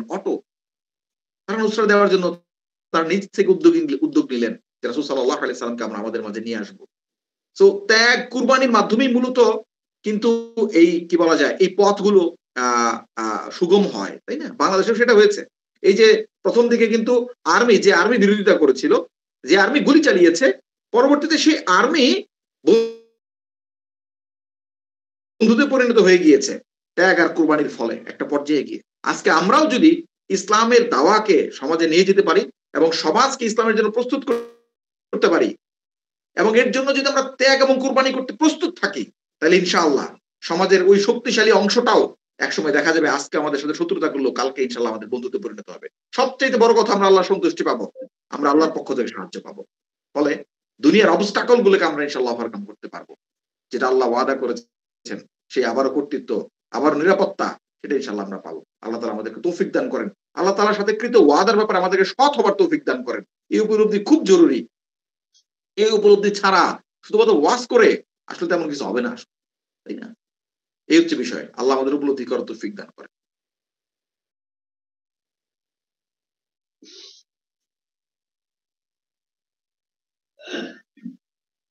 Question, comment, sharing, argument.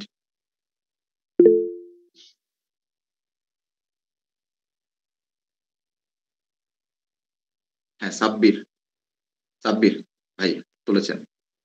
ভিডিওটা একটু অন করে কাইন্ডলি কোশ্চেনটা করবেন, যাতে করে অন্যরা আপনাকে দেখতে পায়।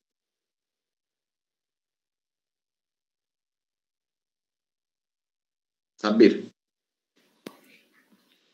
আমার মাইক্রোফোন মনে হয় না কাজ করতেছে। আচ্ছা, এখন শুনতে পাচ্ছি। হ্যাঁ সাব্বির, আপনাকে শুনতে পাচ্ছি। হ্যাঁ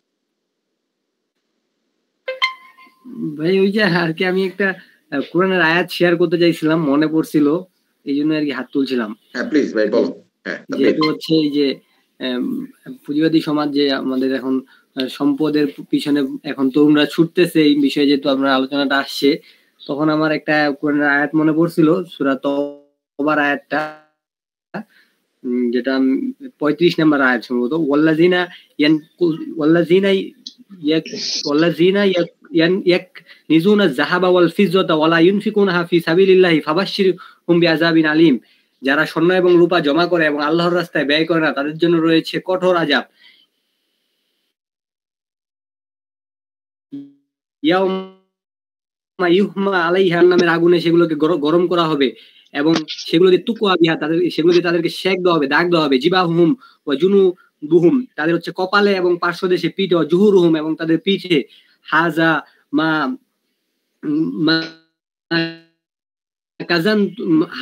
কাযানতুম লিনাফসিকুম, এটা হচ্ছে ফাযুকু মা কুনতুম তাকনিজুন, এটা হচ্ছে সেটার শাস্তি তারা যা জমা করেছিল এবং যে আল্লাহর রাস্তায় ব্যয় করে নাই। এটা আমার মানে অনেকদিন আগে পড়ছিলাম, তো আমার হঠাৎ করে মনে পড়লো যে এই যে আমরা সম্পদের পিছনে ছুটতেছি, এই যে জমা করতেছি, আল্লাহর রাস্তায় ব্যয় করতেছি না, এইগুলোই হচ্ছে জাহান্নামে আমাদের জন্য আযাব হয়ে যাবে। আসলে আমাদের কমফোর্টটা হচ্ছে জান্নাতেই। রাইট। জাযাকাল্লাহু খাইরান সাব্বির, চমৎকার আয়াত শেয়ার করার জন্য। সত্যি আসলে দুনিয়া ধোকার জায়গা। খেয়াল করে দেখেন না, এই যে হাসিনা 16 বছর ধরে সে যে ভারতের তাবেদারি করলো, শেষ পর্যন্ত কি ভারত তার পাশে দাঁড়াইছে? মানে লাইক ধরুন সে যখন বিপদে পড়ছে, ভারত তো তার আহ্বানে সাড়া দেয় নাই। ভারতকে সে বলছিল কিন্তু ঢাকাতে ইন্টারফেয়ার করার জন্য। ভারত ইন্টারফেয়ার করে নাই। সে ভারতকে বলছিল যে তোমার বিমান পাঠাও, আমি তোমার বিমানে করে যাই। ভারত সে আহ্বানেও সাড়া দেয় নাই। খেয়াল করে দেখেন সে যে দুনিয়া কামাই করলো, এত দুনিয়া কামাই করলো, সে দুনিয়াটাকে কি সে সম্মানের সাথে উপভোগ করতে পারলো? বরং সে লাঞ্ছিত। তাকে আজকে এখন কি বলা যায়, ইন্টারপোলের মাধ্যমে গ্রেফতার করে নিয়ে এসে বিচার মুখোমুখি করার চেষ্টা করা হচ্ছে।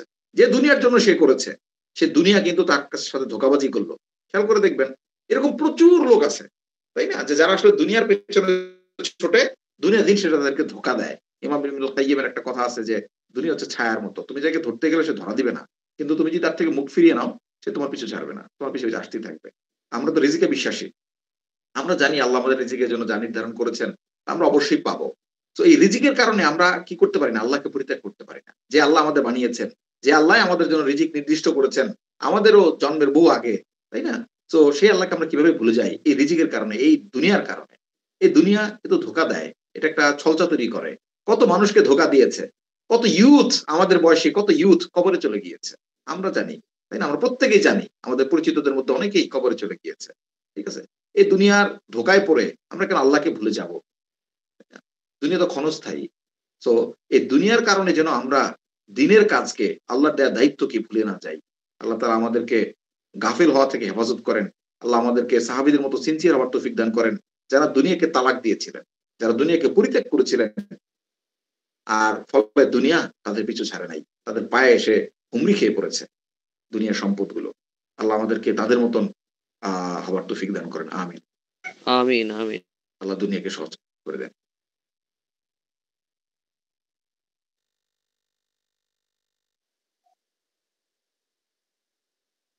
ভাই আপনাদের যদি কারো শেয়ারিং থাকলে, কমেন্ট থাকলে একটু কোশ্চেন কমেন্ট দেখতেছি না।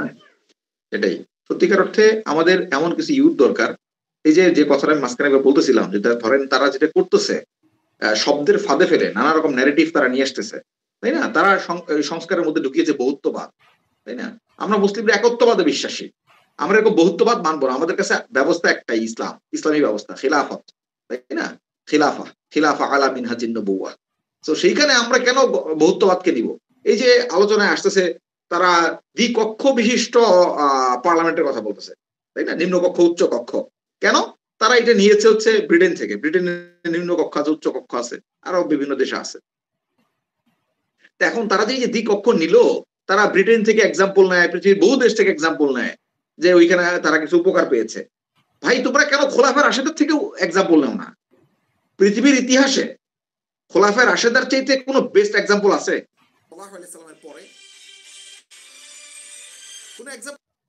তারা সেখান থেকে এক্সাম্পল নিবে না, তারা সেখান থেকে দৃষ্টান্ত গ্রহণ করবে না, যেখানে কোনো চুরি ছিল না, কোনো বৈষম্য ছিল না, সম্পদ এতটা ব্যাপক হয়ে গিয়েছিল যে জাকাত নেওয়ার মতো লোক খুঁজে পাওয়া যেত না। ওইখান থেকে তারা এক্সাম্পল নিবে না, তারা ব্রিটেন থেকে এক্সাম্পল নিবে। সেখান থেকে বোঝা যায় আসলে তারা কাদের দালালি করে, তাই না? এরা আসলে মুসলিমদের প্রতিনিধিত্ব করে না, বরং তারা মুসলিমদের সাথে ছলচাতুরি করে মুসলিমদেরকে ধোঁকা দিতে চায়। এটা আমাদের বোঝা জরুরি। যে কারণে আমাদের সাথে শব্দ দিয়ে তারা খেলে, ঠিক আছে? তারা ইনসাফ বলবে না, তারা বলবে সামাজিক সুবিচার। কেন? ইসলাম তো আমাদেরকে ইনসাফের কথা বলে, ইনসাফ ইটসেলফ এনাফ, ঠিক আছে? তারা বলবে সমতার কথা। আরে ভাই, সমতা, নারী পুরুষ সমতার কথা বলো তোমরা। তুমি নারীকে যদি পুরুষের সমান বানায় দাও, তো সে তো তার কাঁধেও অনেক দায়িত্ব চলে আসবে। সেই দায়িত্বগুলো কি সে পালন করতে পারবে? পুরুষ যে ভারী কাজগুলো সে করে, সেই কাজগুলো সে করতে পারবে? পুরুষ তো যুদ্ধ করে, তাহলে আর্মিতে অর্ধেক সৈন্য নারী নাও, অর্ধেক সৈন্য পুরুষ নাও। তো এই ধরনের শব্দ দিয়ে মানুষকে, শব্দগুলো শুনে মনে হয় যেন উত্তম, এটা আসলে কল্যাণ চিন্তা করতেছে। শয়তান আসলে এরকমই হয়, ঠিক আছে? শয়তান মানুষকে এইভাবেই ধোঁকা দেয়, আমি তো তোমাদের কল্যাণকামী। আসলে সে মানুষকে জাহান্নামে নিক্ষেপ করতে চায়। এই বিষয়গুলো উপলব্ধি করা এবং জাতির সামনে এগুলোকে স্পষ্ট করে দেওয়ার জন্য মূলত তরুণদেরকে আগে আসতে হবে, তরুণদেরকে ত্যাগী হইতে হবে, মুসআব বিন উমাইর রাদিয়াল্লাহু আনহুর মতন, যাতে করে এই সমাজের মধ্যে ইসলামের দাবি এমন ভাবে জোরালো হয় যে মানুষেরা হাসিনাকে উৎখাতের জন্য যেমন রাস্তায় নেমে এসেছিল, ইসলামের দাবিতে ভেবে রাস্তায় নেমে আসবে। হাসিনাকে উৎখাতের জন্য তারা যেভাবে বুকে বুলেট পেতে নিয়েছে, জীবন দিয়েছে, রক্ত দিয়েছে, কিন্তু তারা ঘরে ফিরে যায় নাই, ঠিক তেমনি ইসলামের জন্য তারা এইরকম প্রস্তুত হয়ে যাবে।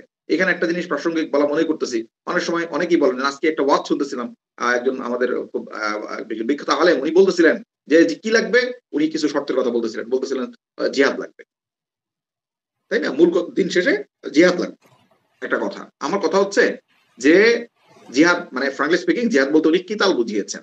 হ্যাঁ, কিতাল তো ফরজ, আল্লাহ ফরজ করেছেন, কিন্তু কথা হচ্ছে এই কিতাল করার জন্য আপনি কি সমাজকে প্রস্তুত করেছেন? এর বোঝা বহন করার জন্য সমাজকে প্রস্তুত না করে আপনি যদি এই কিতালের কথা বলেন, এটা বরং আপনি আসলে শত্রুকে সাপোর্ট দিলেন, শত্রুকে উপকার করলেন, যে ভাই তুমি ইসলামের দাওয়াকে থামাও। ঠিক আছে, আমরা কিন্তু যে কিতাল এরকম বাংলাদেশে ছিল না যে উনি কি বলা যায় আরাকানে রওনা করেছিলেন আরাকান মুক্ত করার জন্য, ফলে পুলিশ তাকে রাস্তার মাঝখানে দাঁড়া করে থামাই দিছে। তো আপনি আজকে একটা জিনিস একটা লিফলেট পড়তেছিলাম, ওইখানে বলা হচ্ছে জনগণকে যে আপনারা এটা বলেন, এই দাবি তুলেন, এরকম কিছু কথা বলা হচ্ছে। আমি তখন চিন্তা করলাম যে একটা পারফেক্ট লিডারশিপ জনগণকে রেডি করে, কি করতে হবে জনগণ সেটা বোঝা যায়। জনগণকে বলে না এটা করেন, এটা বলেন, ওইটা বলেন। ঠিক আছে, একটা প্রকৃত নেতৃত্ব। রাসূল সাল্লাল্লাহু আলাইহি সাল্লাম বদরের প্রান্তরে যখন সাহাবীদের কাছ থেকে পরামর্শ চেয়েছেন, তখন কি সাহাবীদেরকে বলেছেন তোমাদের তো আজকে এটা করা উচিত? ঠিক আছে, আল্লাহ আমার সাথে ঈদ ওয়াদা করেছেন, বলে তোমাদের আজকে এইরকম একটা ভূমিকা নেওয়া উচিত, রাসূল সাল্লাল্লাহু আলাইহি ওয়াসাল্লাম এটা বলেছেন? না, তাদেরকে জিজ্ঞেস করেছেন। খেয়াল করে দেখেন, প্রত্যেকেই একটা উত্তর দিয়েছেন, ইয়া রাসূলুল্লাহ আপনি দৃঢ়পদ ভাবে তাদের বিরুদ্ধে ফাইট করেন, আমরা আপনার সাথে আছি। আপনি যদি আমাদেরকে নিয়ে সাগরে ঝাঁপ দেন, আমরা তো আপনার সাথে সাথে ঝাঁপ দিব। ইনশাআল্লাহ আমাদের দ্বারা আল্লাহ হয়তো আপনার হৃদয়কে প্রশান্ত করবেন, চক্ষুকে প্রশান্ত করবেন, আমরা তো এমন ফাইট করবো। রাসূল সাল্লাল্লাহু আলাইহি ওয়াসাল্লাম খুশি হয়েছেন, রাসূল তো এটাই চাচ্ছিলেন, কিন্তু উনি বলেন নাই তোমরা এটা করো। উনি তার ছাত্রদেরকে এমন ভাবে গড়ে তুলেছেন, তার ছাত্ররা প্রত্যেকে একজনও বলে না ইয়া রাসূলুল্লাহ আমাদের যুদ্ধ করা ঠিক হবে না, প্রত্যেকেই বলেছেন ইয়া রাসূলুল্লাহ আপনি এগিয়ে চলেন। বরং কেউ কেউ তো অনেক বেশি উৎসাহী ছিলেন, মুহাজিররা তো খুবই উৎসাহী ছিলেন, যেহেতু মুহাজিররা তার পুরান ছাত্র। আনসাররা পরবর্তী রাসূল সাল্লাল্লাহু আলাইহি ওয়াসাল্লাম বলেন আনসাররা কি বলে, পরে আনসাররা বক্তব্য দিয়েছেন। তো জাতিগোষ্ঠীকে গঠন করতে হবে, তাই না? কি করতে হবে সেটার দায়িত্ব হচ্ছে মূলত দায়ীদের। সেই কাজটা না করে আমি যদি বলি এটা বলেন, ওইটা বলেন, আর্মির কাছে এই দাবি তুলেন, সেটা করবে নাকি? এটা জনগণ কি করবে? এটা আমাকে হচ্ছে এই কাজটা করতে হবে, পরিবেশটা তৈরি করতে হবে। আমি আজকে মনে করতেছি জিহাদ করতে হবে, ঠিক আছে ফাইন, জিহাদ করার জন্য আপনি জনগোষ্ঠীকে রেডি করেছেন। রেডি না করে আপনি এখানে জিহাদ শুরু করলে এই জনগণ আপনার বিরুদ্ধে যাবে, আপনারা জঙ্গি বলে ধরাই দিবে পুলিশের কাছে, তাই না? এই বিষয়গুলো উপলব্ধি করা খুব জরুরি। আর এই পরিবেশটা তৈরি হবে কিসের মাধ্যমে? এই দিনের দাবিটা, তাই না, দিন কায়েমের দাবিটা, এটা তৈরি হবে কিসের মাধ্যমে? দাওয়ার মাধ্যমে। আল্লাহ তাআলা আমাদের বোঝার তৌফিক দান করেন। আরো 3টা হাত দেখতে পাচ্ছি, আর আসলে হাত ছিল না আমি যখন কথা শুরু করছিলাম, তখন এই জন্য বলতেছিলাম। আচ্ছা 3টা হয়ে গিয়েছে, তো কে যে আগে তুলেছেন আর কে যে পরে। আচ্ছা জামান এবং মামুন ভাই আপনারা যেহেতু সুযোগ পেয়েছেন, আপনাদেরকে একটু পরে সুযোগ দেই। আমি হচ্ছে কাফিকে সুযোগ দিচ্ছি। কাফি। আসসালামু আলাইকুম ভাই। ওয়ালাইকুম আসসালাম ওয়া রাহমাতুল্লাহ। ভাই বলছিলাম, ধরেন আমরা সাধারণ মানুষ প্লাস মুসলিম সমাজ যারা আছে ইসলামকে ভালোবাসে, তারা রাস্তায় নামলাম এই 24-এর আন্দোলনের মতো। রাস্তায় নামার পর এখন জনসমর্থন পাইলাম, কিন্তু আমাদের আলেমরা কি আসলে প্রস্তুত একটা শরিয়া শাসন মানে বাস্তবায়ন হওয়ার জন্য? আলেমদের যে যে সেক্টর দরকার, ক্যাপাবিলিটি যেটা দরকার, এই জন্য কি আসলে আলেম সমাজ প্রস্তুত আছে? এটা তো আমাদের জরুরি। চমৎকার প্রশ্ন করেছে হচ্ছে কাফি। একটা জিনিস বলি, বিষয় হচ্ছে আলেম না, বরং ফ্রাঙ্কলি স্পিকিং বাংলাদেশের 81% মানুষ শরিয়ার শাসন চায়। আলেমরা তো চাইবেই, তাই না? কারণ তারা তাদের আবেগের অংশ, এটা তাদের পড়াশোনা, এটা নিয়ে সবকিছুই হচ্ছে গিয়ে ইসলামী রাষ্ট্র নিয়ে, কি বলা যায়, ইসলাম নিয়ে, শরিয়া নিয়ে। ফলে তারা চাইবে না কেন? তাদের না চাওয়ার কি কারণ থাকতে পারে? বিচ্ছিন্ন হবে অল্প 2-4 জন দুনিয়া লোভী, দুনিয়ার গোলাম কিছু ব্যক্তি ছাড়া, যারা আসলে মূলত নামে আলেম কিন্তু মূলত তারা হচ্ছে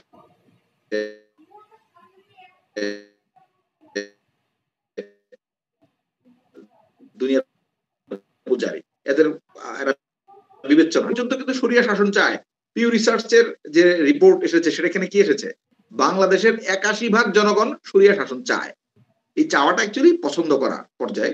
এটা এমন না যে শরিয়ার দাবিতে তারা রাস্তায় নেমে আসবে, তা না। তারা শরিয়া শাসন পছন্দ করে, তারা মনে করে যে কোনো কিছু চাইতে শরিয়া শাসন হচ্ছে উত্তম। তারা এটা মনে করে, কিন্তু এইটার তাদের এই কথাটা তাদের মনের, তাদের মুখের, কিন্তু এটাকে তারা কি বলা যায় সাপোর্ট করার জন্য রাস্তায় নেমে কি বলা যায় বন্দুকের গুলির সামনে বুক পেতে দিবে, এই লেভেলের অবস্থায় তাদেরকে নিয়ে যাওয়া হয় নাই। কেউ এই জায়গায় তাদেরকে নিয়ে যাওয়ার জন্য, তাদেরকে মোটিভেট করা, তাদেরকে কালচার করা, তাদেরকে হচ্ছে রাস্তায় নামানো, এই দায়িত্বটুকু নেয় নাই। কিন্তু যদি কেউ দায়িত্ব নেয় কখনো, তখন কিন্তু ঠিকই তারা সাড়া দেয়। ফর এক্সাম্পল 2013 সালে আমরা দেখেছি যে নাস্তিকদের এই বারবারন্ত, শাহবাগীদের বারবারন্তের সময়ে উম্মাহ ভিতরে ভিতরে কিন্তু ফুসতেছিল, কষ্ট পাচ্ছিল, কিন্তু সে কোনো ভূমিকা রাখতে পারতেছিল না। কিন্তু যখন আমরা দেখলাম যে আল্লামা আহমদ শফী এবং হেফাজতের নেতৃত্ব তারা যখন উম্মাকে কল করলেন, ওলামাদের সবাই মিলে যখন কল করলেন, তখন কিন্তু মানুষ দলে দলে রাস্তায় নেমে আসলো, দল মত নির্বিশেষে সবাই রাস্তায় আসলেন। তো ব্যাপারটা কি? ব্যাপারটা হচ্ছে এখান থেকে তোমরা স্পষ্ট বুঝতে পারি যে উম্মাকে যদি গাইড করা হয়, তাইলে কিন্তু তারা হচ্ছে এখানে কি বলা যায়, তখন তারা রেসপন্স করে। উম্মা হচ্ছে এখানে রেসপন্স করতে চায়, কিন্তু তারা ওয়েটা জানে না। তো মূলত আজকে আমাদের এই আলোচনাটা কিন্তু সেই ওয়েটা দিয়েই, যেন আমরা উম্মাকে সেভাবে রেডি করতে পারি এবং তাদেরকে এমন ভাবে রেডি করতে পারি যেন তাদেরকে যখন আমরা কল করবো তারা যেন রাস্তায় আসে। ঠিক আছে? তো এটা হচ্ছে বিষয় যে কাফি তুমি যে প্রশ্নটা করেছো যে আসলে উলামারা রেডি কিনা, উলামারা রেডি না কেন? তোমার কাছে কেন মনে হলো যে উলামারা সরিয়ে চাইবেন না? নিঃসন্দেহে উলামারা সরিয়ে চাইবেন। হ্যাঁ, এখানে দুইটা বিষয় আছে। একটা বিষয় হচ্ছে যে কতিপয় ব্যক্তি যারা আসলে দুনিয়ার কাছে বিক্রি হয়ে গিয়েছেন, তারা আসলে সংখ্যায় খুবই নগণ্য, এক। দুই নম্বর যে বিষয়টা, যে সামহাও ওয়ে খুঁজে না পেয়ে, অথবা তাদেরকে বোঝানো হয়েছে, পশ্চিমারাই আসলে এই ব্যাপারটা করেছে, যে একটা ছক দিয়েছে যে তোমরা ক্ষমতায় আসতে চাও, ইসলামকে ক্ষমতায় প্রতিষ্ঠিত করতে চাও, গণতান্ত্রিক পন্থাই করো। এই গণতান্ত্রিক ধোকার মধ্যে তারা পড়ে গিয়ে তারা মনে করে আচ্ছা ঠিক আছে, অন্তত এর মধ্য দিয়ে তো সুযোগ তো পাচ্ছি, মানে কি বলে, অধিকতর মন্দের চাইতে কম মন্দ, এরকম একটা জায়গা থেকে, অথবা আমাদেরকে বাধ্য করা হচ্ছে, এরকম একটা জায়গা থেকে তারা গণতান্ত্রিক প্রক্রিয়া ঢুকে, এটা হচ্ছে এমন একটা টানেলে ঢুকে যে টানেলের শেষে আর আলো নাই। ফ্রাঙ্কলি স্পিকিং, যে টানেলের শেষে আলো নাই, তাদেরকে এভাবে তাদেরকে ঢুকায় দেয় হচ্ছে এমন এক চক্রের মধ্যে, যে চক্র থেকে তারা বেরোতে পারে না। তারা মনে করে হ্যাঁ আরেকটু এফোর্ট দিলেই তো হবে। এভাবে তারা সেই চক্রের মধ্যে ঘুরপাক খেতেই থাকে আর সময় ক্ষেপণ হতে থাকে। এই ফলে তারা আর পরে দেখা যাচ্ছে যে এই চক্র থেকে বের হয়ে কোনো ভিন্ন পন্থায়, সেই ভিন্ন পন্থা কি, মুহাম্মদ সাল্লাল্লাহু আলাইহি ওয়াসাল্লাম পন্থা, সে পন্থায় তারা এফোর্ট দেওয়ার ব্যাপারটা রীতিমতো ভুলে যায়। তো বিষয় হচ্ছে এইটা ভাই, আমি তোমাকে জাস্ট এই কথাটা বলবো, দেখো পিউ রিসার্চের দিকে তাকাও। পিউ রিসার্চ বলতেছে 81% মানুষ হচ্ছে শরিয়া চায়। তো সেখানে এদেশের 81% মানুষ শরিয়া চায়, আর 19 ভাগ মানুষের সবাই কিন্তু শরিয়া বিরোধী না। এর মধ্যে কেউ হচ্ছে নিউট্রাল, শরিয়া আসুক আর হচ্ছে কি বলা যায় সেকুলারিজম আসুক, ম্যানমেড সিস্টেম আসুক, এটা আমি এটারে বোধার করি না, যেটি আসুক আসুক, আমি ভাই ন্যায় বিচার পাইলিয়ে দিচ্ছে। কিছু পার্সেন্ট আছে এরকম, কত পার্সেন্ট সেটা আমরা জানি না, কারণ এগুলো নিয়ে কোনো জরিপ যেহেতু হয় নাই। হ্যাঁ, হয়তো হাতে গোনা 8-10% মানুষ বা 5% মানুষ, আরো কম হবে ফ্রাঙ্কলি স্পিকিং, এরা হয়তো শরিয়া বিরোধী। কিন্তু এই 5% বা 3%, 10% মানুষের কাছে আজকে 81% মানুষ হচ্ছে জিম্মি হয়ে আছে। তারা শরিয়া চায়, কিন্তু আজকে তারা পরিচালিত হচ্ছে ওই 5%-এর ইচ্ছা অনুযায়ী। ঠিক তেমনি যেমন কিনা সমস্ত সম্পদ গুলো 1%-এর হাতে বিক্রি হতো। একজ্যাক্ট আমার প্রশ্নটা আসলে আরাম সমাজ চাচ্ছে না যে এটা না, মানে ধরেন যদি ওই পরিস্থিতি তৈরি হয়, যেমন এখন কিন্তু উপদেষ্টারা, বর্তমান সরকার, এই অন্তর্বর্তীকালীন সরকার কিন্তু ওইভাবে ফাংশন করতে পারতেছে না। এখন আমাদের আলেমরা কি রাষ্ট্রের যে মানে ক্ষমতাটা হাতে পাওয়ার পরে এরা কি আসলে ওইভাবে ফাংশন করতে পারবে কিনা, ওইটুকু ক্যাপাবিলিটি আছে কিনা, এটা মূলত আমার প্রশ্ন ছিল। আলেমরা কি রাষ্ট্র পরিচালনার মতো মানে গোছানো হয়েছে কিনা, গোছানো আছে কিনা? আচ্ছা, এটা নিয়ে অন্যরা শেয়ার করতে পারেন, আমার নিজের চিন্তা আমি শেয়ার করি। ফ্রাঙ্কলি স্পিকিং, আমার কাছে যেটা মনে হয় যে আসলে উলামারা বিগত দিনগুলোতে তাদের যে কর্মকাণ্ডগুলো আমরা যদি দেখি, এই কর্মকাণ্ডগুলো কোনো সূক্ষ্ম, কোনো ভিশনারি, একটা অবজেক্টিভ ওরিয়েন্টেড, কোন একটা আদর্শিক অ্যাকশন ছিল না। কর্মকাণ্ডগুলো ছিল রিঅ্যাকশনারি, প্রতিক্রিয়াশীল। দেখা গেছে কোন একটা অ্যাকশন হয়েছে, তার বিপরীতে তার একটা রিঅ্যাকশন দেখিয়েছে। ভাইরাস তাদের হওয়ার কথা ছিল, মুসলিমরা, প্রত্যেকটা মুসলিম, এটা শুধু উলামারা না, প্রত্যেকেই তাদের হওয়ার কথা ছিল ভিশনারি। তাদের অবজেক্টিভ থাকবে, এবং সেই অবজেক্টিভ কিভাবে, লক্ষ্য থাকবে, সেই লক্ষ্যকে কিভাবে অ্যাচিভ করতে হবে সেটার প্রসেস তারা জানে, সেটাও তারা শরিয়া থেকে ডিরাইভ করেছে, এবং সেটাকে তারা sincerely, seriously, dedicatedly, with sacrifice, with well determination তারা এটাকে পার্সু করে, ফলো করে, এবং ইস্তেকামাত থাকে, আপোষ করে না, ত্যাগ করবে, কুরবানি করবে, কিন্তু এই পথ ছাড়বে না। তার লক্ষ্য আছে, সে লক্ষ্য কিভাবে পৌঁছতে হয় সেটা তার জানা আছে, এবং এই পথ ধরে সে চলতে থাকবে। তো এই যে বিষয়টা, এটা কিন্তু আমরা দেখি নাই আসলে। হ্যাঁ, আমরা দেখছি বরং বিভিন্ন সময় প্রতিক্রিয়াশীল আচরণ। ফর এক্সাম্পল, প্রতিক্রিয়া এই অর্থে যে কোন একটা কিছু হয়েছে তার বিপরীতে প্রতিক্রিয়া।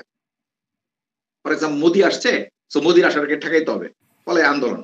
তারপরে সরকার হচ্ছে সিডো মানে নারী সম্পত্তিতে হচ্ছে নারীর পুরুষের মতন সমান অধিকার আইন পাশ করতে চাইছে, তারা তখন আন্দোলনে নামছে। এরকম বিভিন্ন ইস্যুতে রাসূল সাল্লাল্লাহু আলাইহি সাল্লামকে অবমাননা করা হয়েছে, তখন তারা আন্দোলনে নামছে। আচ্ছা, রাসূল সাল্লাল্লাহু আলাইহি সাল্লামকে অবমাননা করা হয়েছে, আপনি আন্দোলনে নামলেন, কিন্তু যে সিস্টেম রাসূল সাল্লাল্লাহু আলাইহি সাল্লামের সম্মানকে রক্ষা করতে পারে না, করবে না, সেই সিস্টেমকে উপড়ে ফেলার জন্য এরপর আপনি কোনো স্টেপ কেন নিলেন না? উম্মাহকে কেন বললেন না যে এই সিস্টেম রাসূলের সম্মান রক্ষা করবে না, ফলে আমাদেরকে অবশ্যই শরিয়া ভিত্তিক ইসলামী খেলাফা রাষ্ট্র প্রতিষ্ঠা করতে হবে, শরিয়া ভিত্তিক রাষ্ট্র, ইসলামী রাষ্ট্র প্রতিষ্ঠা করতে হবে, যেটা কিনা রাসূল সাল্লাল্লাহু আলাইহি সাল্লামের সম্মানকে রক্ষা করবে। কেন এরপরে এই কাজটাকে কন্টিনিউ করলেন না? ফ্রাঙ্কলি স্পিকিং তারা এটা করে নাই। ওলামারা কিছু খেদমতের মধ্যে নিজেদেরকে আবদ্ধ করে ফেলেছে এবং এর মাধ্যমে তারা একটা আত্মতুষ্টি, মিথ্যা তুষ্টিতে তারা আসলে আক্রান্ত হয়ে গিয়েছে। এটা ওলামারা না, এটা প্রত্যেকটা মুসলিম বর্তমানে বাস্তব কথা। যেটা আজকে আমি 5 ওয়াক্ত নামাজ পড়ি, আমি রোজা রাখি, হজ করি, যাকাত দেই, আমি মনে করি যে মাশাআল্লাহ আমি তো আরেকজনের মতন বেনামাজি না, আমি তো নামাজ পড়ি, আমি হারাম খাই না, সুদ খাই না, ঘুষ খাই না, দুর্নীতি করি না, আমি তো জান্নাতে যাবই। অথচ এটা কেবলমাত্র আমি ব্যক্তিগত আমল করলাম। আল্লাহ তো বলেছেন উদউ ইলা সাবিলি রাব্বিক, আল্লাহ তোমাকে দাওয়া করতে বলেছেন, আমি কেন দাওয়ার হুকুমটা আদায় করলাম না? আল্লাহ আমাকে বলেছেন, আল্লাহ বলেছেন যে কি বলা যায়, আনাকিমুদ্দিন, দিন কায়েম করতে বলেছেন, সেখানে আমি আমার কোনো সে নাই। ঠিক আছে, আমি কেবলমাত্র ব্যক্তিগত ইবাদত করে আত্মতুষ্টিতে ভুগি। ঠিক তেমনি আমাদের মধ্যে অনেকে আছেন যারা কিনা মাদারিস গুলো পরিচালনা করতেছেন, খতিব ইমাম সাহেব আছেন, ওয়াজ করতেছেন, তারা মনে করতেছেন হ্যাঁ তারা তো দিনের একটা খেদমতের সাথে আছেন, কিন্তু এই খেদমতটা কি যথেষ্ট? এই খেদমতটা যে উদ্দেশ্য, যে লক্ষ্যের কারণে হচ্ছে এই খেদমতটা, সেটা কি সেই লক্ষ্য এবং উদ্দেশ্য সফলভাবে পালন হচ্ছে? হচ্ছে না। ফলে তাইলে এটাকে আরো কি করতে হবে, আরো ডাইনামিক করতে হবে, এখানে কি কি ঘাটতি আছে সেখানে ফোকাস দিতে হবে। এই বিষয়গুলো নিয়ে তো আসলে ওই যে প্রত্যেকের আত্মতুষ্টি, আমি কিছু একটা করতেছি, ঠিক আছে, কিছু একটা করার মধ্য দিয়ে আমরা আসলে জান্নাত প্রত্যাশা করি, তাই না? দুনিয়ার ক্ষেত্রে কিন্তু আমরা এরকম এইভাবে হিসাব করি না যে কিছু একটা করছি, করি মনে করি যে হ্যাঁ আমার দুনিয়া হয়ে গেছে, তা কিন্তু না। দুনিয়ার ক্ষেত্রে আমরা প্রত্যেকেই চিন্তা করি আর কি করা যায়, আর কোথায় গ্যাপ আছে, প্রত্যেকটা ওই গ্যাপ গুলো ধরে ধরে আমরা তখন পার্সু করি। ঠিক আছে, তো এইখানে যে জিনিসটা হয়েছে যে ফ্রাঙ্কলি স্পিকিং, যে এইরকম একটা ভিশনই তাদের সামনে আমরা দেখি না। ফলে তারা, তুমি যে প্রশ্নটা করলা প্র্যাকটিক্যাল কোয়েশ্চেন, যে তারা আসলে রেডি কিনা, হ্যাঁ, এইখানে আমার যেটা মনে হয় যে এই রেডি আসলে তারা না, কারণ তারা তো এই লক্ষ্যেই আসলে আগাচ্ছেন না, এই লক্ষ্যই তাদের ছিল না। কিছু একটা করে জাস্ট প্রত্যেকে হচ্ছে আত্মতুষ্টি সাথে সময়গুলো পার করতেছে, ফলে এখানে তাদের প্রস্তুতি নাই। এটা আমরা অতীতেও দেখছি বিভিন্ন সময়ে, দেখা গেছে যে কি বলা যায়, কোন একটা ল্যান্ডের তারা অথরিটি পেয়ে গেছেন, কিন্তু তারপর দেখা যাচ্ছে যখন রাষ্ট্র পরিচালনার দায়িত্ব তারা পাইছেন, তখন তারা এমন কিছু জিনিস সেখানে হচ্ছে ইনকর্পোরেট করতেছেন, সেখানে ইনক্লুড করতেছেন যারা ইসলাম বহির্ভূত। ঠিক আছে, তো এখানে তার প্রস্তুতি নাই, একটা ইসলামিক কনস্টিটিউশন তার কাছে রেডি নাই। তো এখানে প্রস্তুতির ঘাটতি আছে। হ্যাঁ, তো প্রস্তুতির জায়গা থেকে তুমি যদি বলো তাহলে প্রস্তুতির ঘাটতি আছে। প্রস্তুতি শুধু না, কনফিডেন্সেরও ঘাটতি আছে। এই কনফিডেন্সটুকুই নাই যে মানে কি বলা যায়, এই আধুনিক বিশ্বে আমরা এভাবে ইসলাম দিয়ে সমস্ত চ্যালেঞ্জকে ফেস করতে পারবো, কেবলমাত্র ইসলাম দিয়ে। ঠিক আছে, যে কারণে আমরা অনেক অনেক কোনো কোনো ভূমিকে দেখি তারা জাতিসংঘের সদস্য পদের জন্য আবেদন করে। ঠিক আছে না, এগুলো তো আমাদেরকে বলতে হবে, আমাদের এই অ্যাকাউন্টেবিলিটির মধ্যে আনতে হবে। হ্যাঁ, যে যে উচ্চতায় আল্লাহ তাআলা ইসলামকে পাঠিয়েছিলেন, পৃথিবীর শ্রেষ্ঠতম দিন, তাই না, এটা দিয়ে সমস্ত মানব জাতিকে মুক্ত করার কথা ছিল, সেই দিনের ধারক বাহকদের আজকে এত বাজে অবস্থা কেন? আজকে আমাদের এই বাজে অবস্থার কারণেই তো আজকে আমরা কর্তৃত্ব নাই পৃথিবীর। কোন অযোগ্য, তারপর হচ্ছে কি বলা যায়, মূর্খ, অযোগ্য, অদক্ষ মানুষদেরকে তো আল্লাহ দুনিয়ার নেতৃত্ব দিবেন না। দিলে তো তারা আসলে দেখা যাবে যে মানব জাতির ক্ষতি করবে। আজকে আমাদের অবস্থা তো এইসব কারণেই, এই দুরবস্থাগুলো। জাযাকাল্লাহু খাইরান। আমাদের জামান এবং তেলুর ভাই তুলে রাখছে।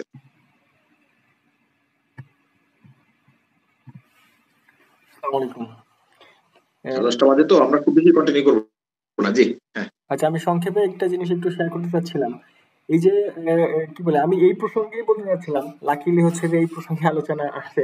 একটা ব্যাপার দেখেন যে এই কনফিডেন্সটা আসলে সোসাইটির মধ্যে, একই সাথে আলেম সমাজ সহ অন্য সকলের মধ্যে এই কনফিডেন্সটা দেওয়া দরকার। এবং যে প্রশ্নটা অনেক ক্ষেত্রে সামনে চলে আসে, যে বলতেছিলেন না যে মানে ইসলামের থেকে খালি খিলাফের আশাবাদ থেকে কেন আমরা উদাহরণটা নিচ্ছে না এই সেকুলাররা বা এই কি বলে জ্ঞান পাপীরা। হ্যাঁ, কারণ তাদের কাছে ইনফরমেশন নাই, ব্যাপার তেমন না, ডেফিনেটলি তাদের কাছে আছে, কিন্তু তারা একটা সময় মানে ওই ক্লাসটা না, সচেতন ভাবে মূর্খ এই ক্লাসটা না, বাকি এর বাইরে একটা লম্বা একটা বড় শ্রেণী আছে যারা মনে করে কি এই সময়ে বোধহয় ইসলাম আর অ্যাপ্লিকেবল না, যেহেতু অনেক আধুনিক সমাজ, এখন অনেক টেকনোলজি আসছে। হ্যাঁ, পশ্চিম হচ্ছে অনেক টেকনোলজি ম্যানেজ করতেছে। এখানে হচ্ছে ইম্পর্টেন্ট পয়েন্টটা, এটাই আমি একটু শেয়ার করতে চাচ্ছি। পশ্চিম আজকে কি করতেছে, জাস্ট টেকনোলজি ম্যানেজ করতেছে, টেকনোলজি ম্যানেজমেন্টটা সে সুন্দরভাবে সুচারুরূপে করতেছে।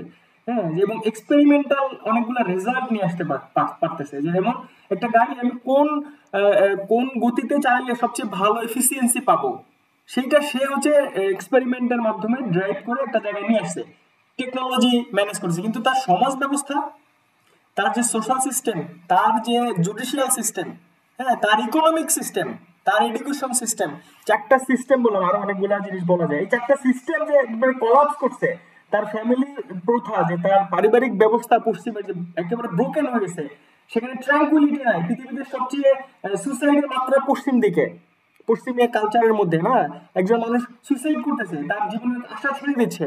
হ্যাঁ, ছেলে মেয়ের প্রভেদ নাই, বিবাহ প্রথা ভেঙে গেছে, তাই না? তো এরকম যে সোশ্যাল সিস্টেমটা যেটা ব্রোকেন হচ্ছে, হ্যাঁ, সেই ব্যাপারটা তো এরা দেখতে পাচ্ছে না, তাই না? এখানে একটা টেকনোলজি ম্যানেজ করা আর human race, human society manage করা তো হচ্ছে যে দুটো জিনিস, যেটা ইসলাম যখন কি বলে পৃথিবীর নেতৃত্বে ছিল, তখন এই দুটো দিকেই সে শ্রেষ্ঠত্বের আসনে ছিল। সোসাইটি ম্যানেজমেন্ট, তার ইন্টারনাল সমস্ত কিছু ম্যানেজমেন্ট, একই সাথে সায়েন্স এন্ড টেকনোলজিতেও সে সর্বাপেক্ষা আগায় ছিল। এটা তো হচ্ছে যে কি বলে প্রমাণিত সত্য, ইতিহাস, এটা প্রমাণিত ইতিহাস।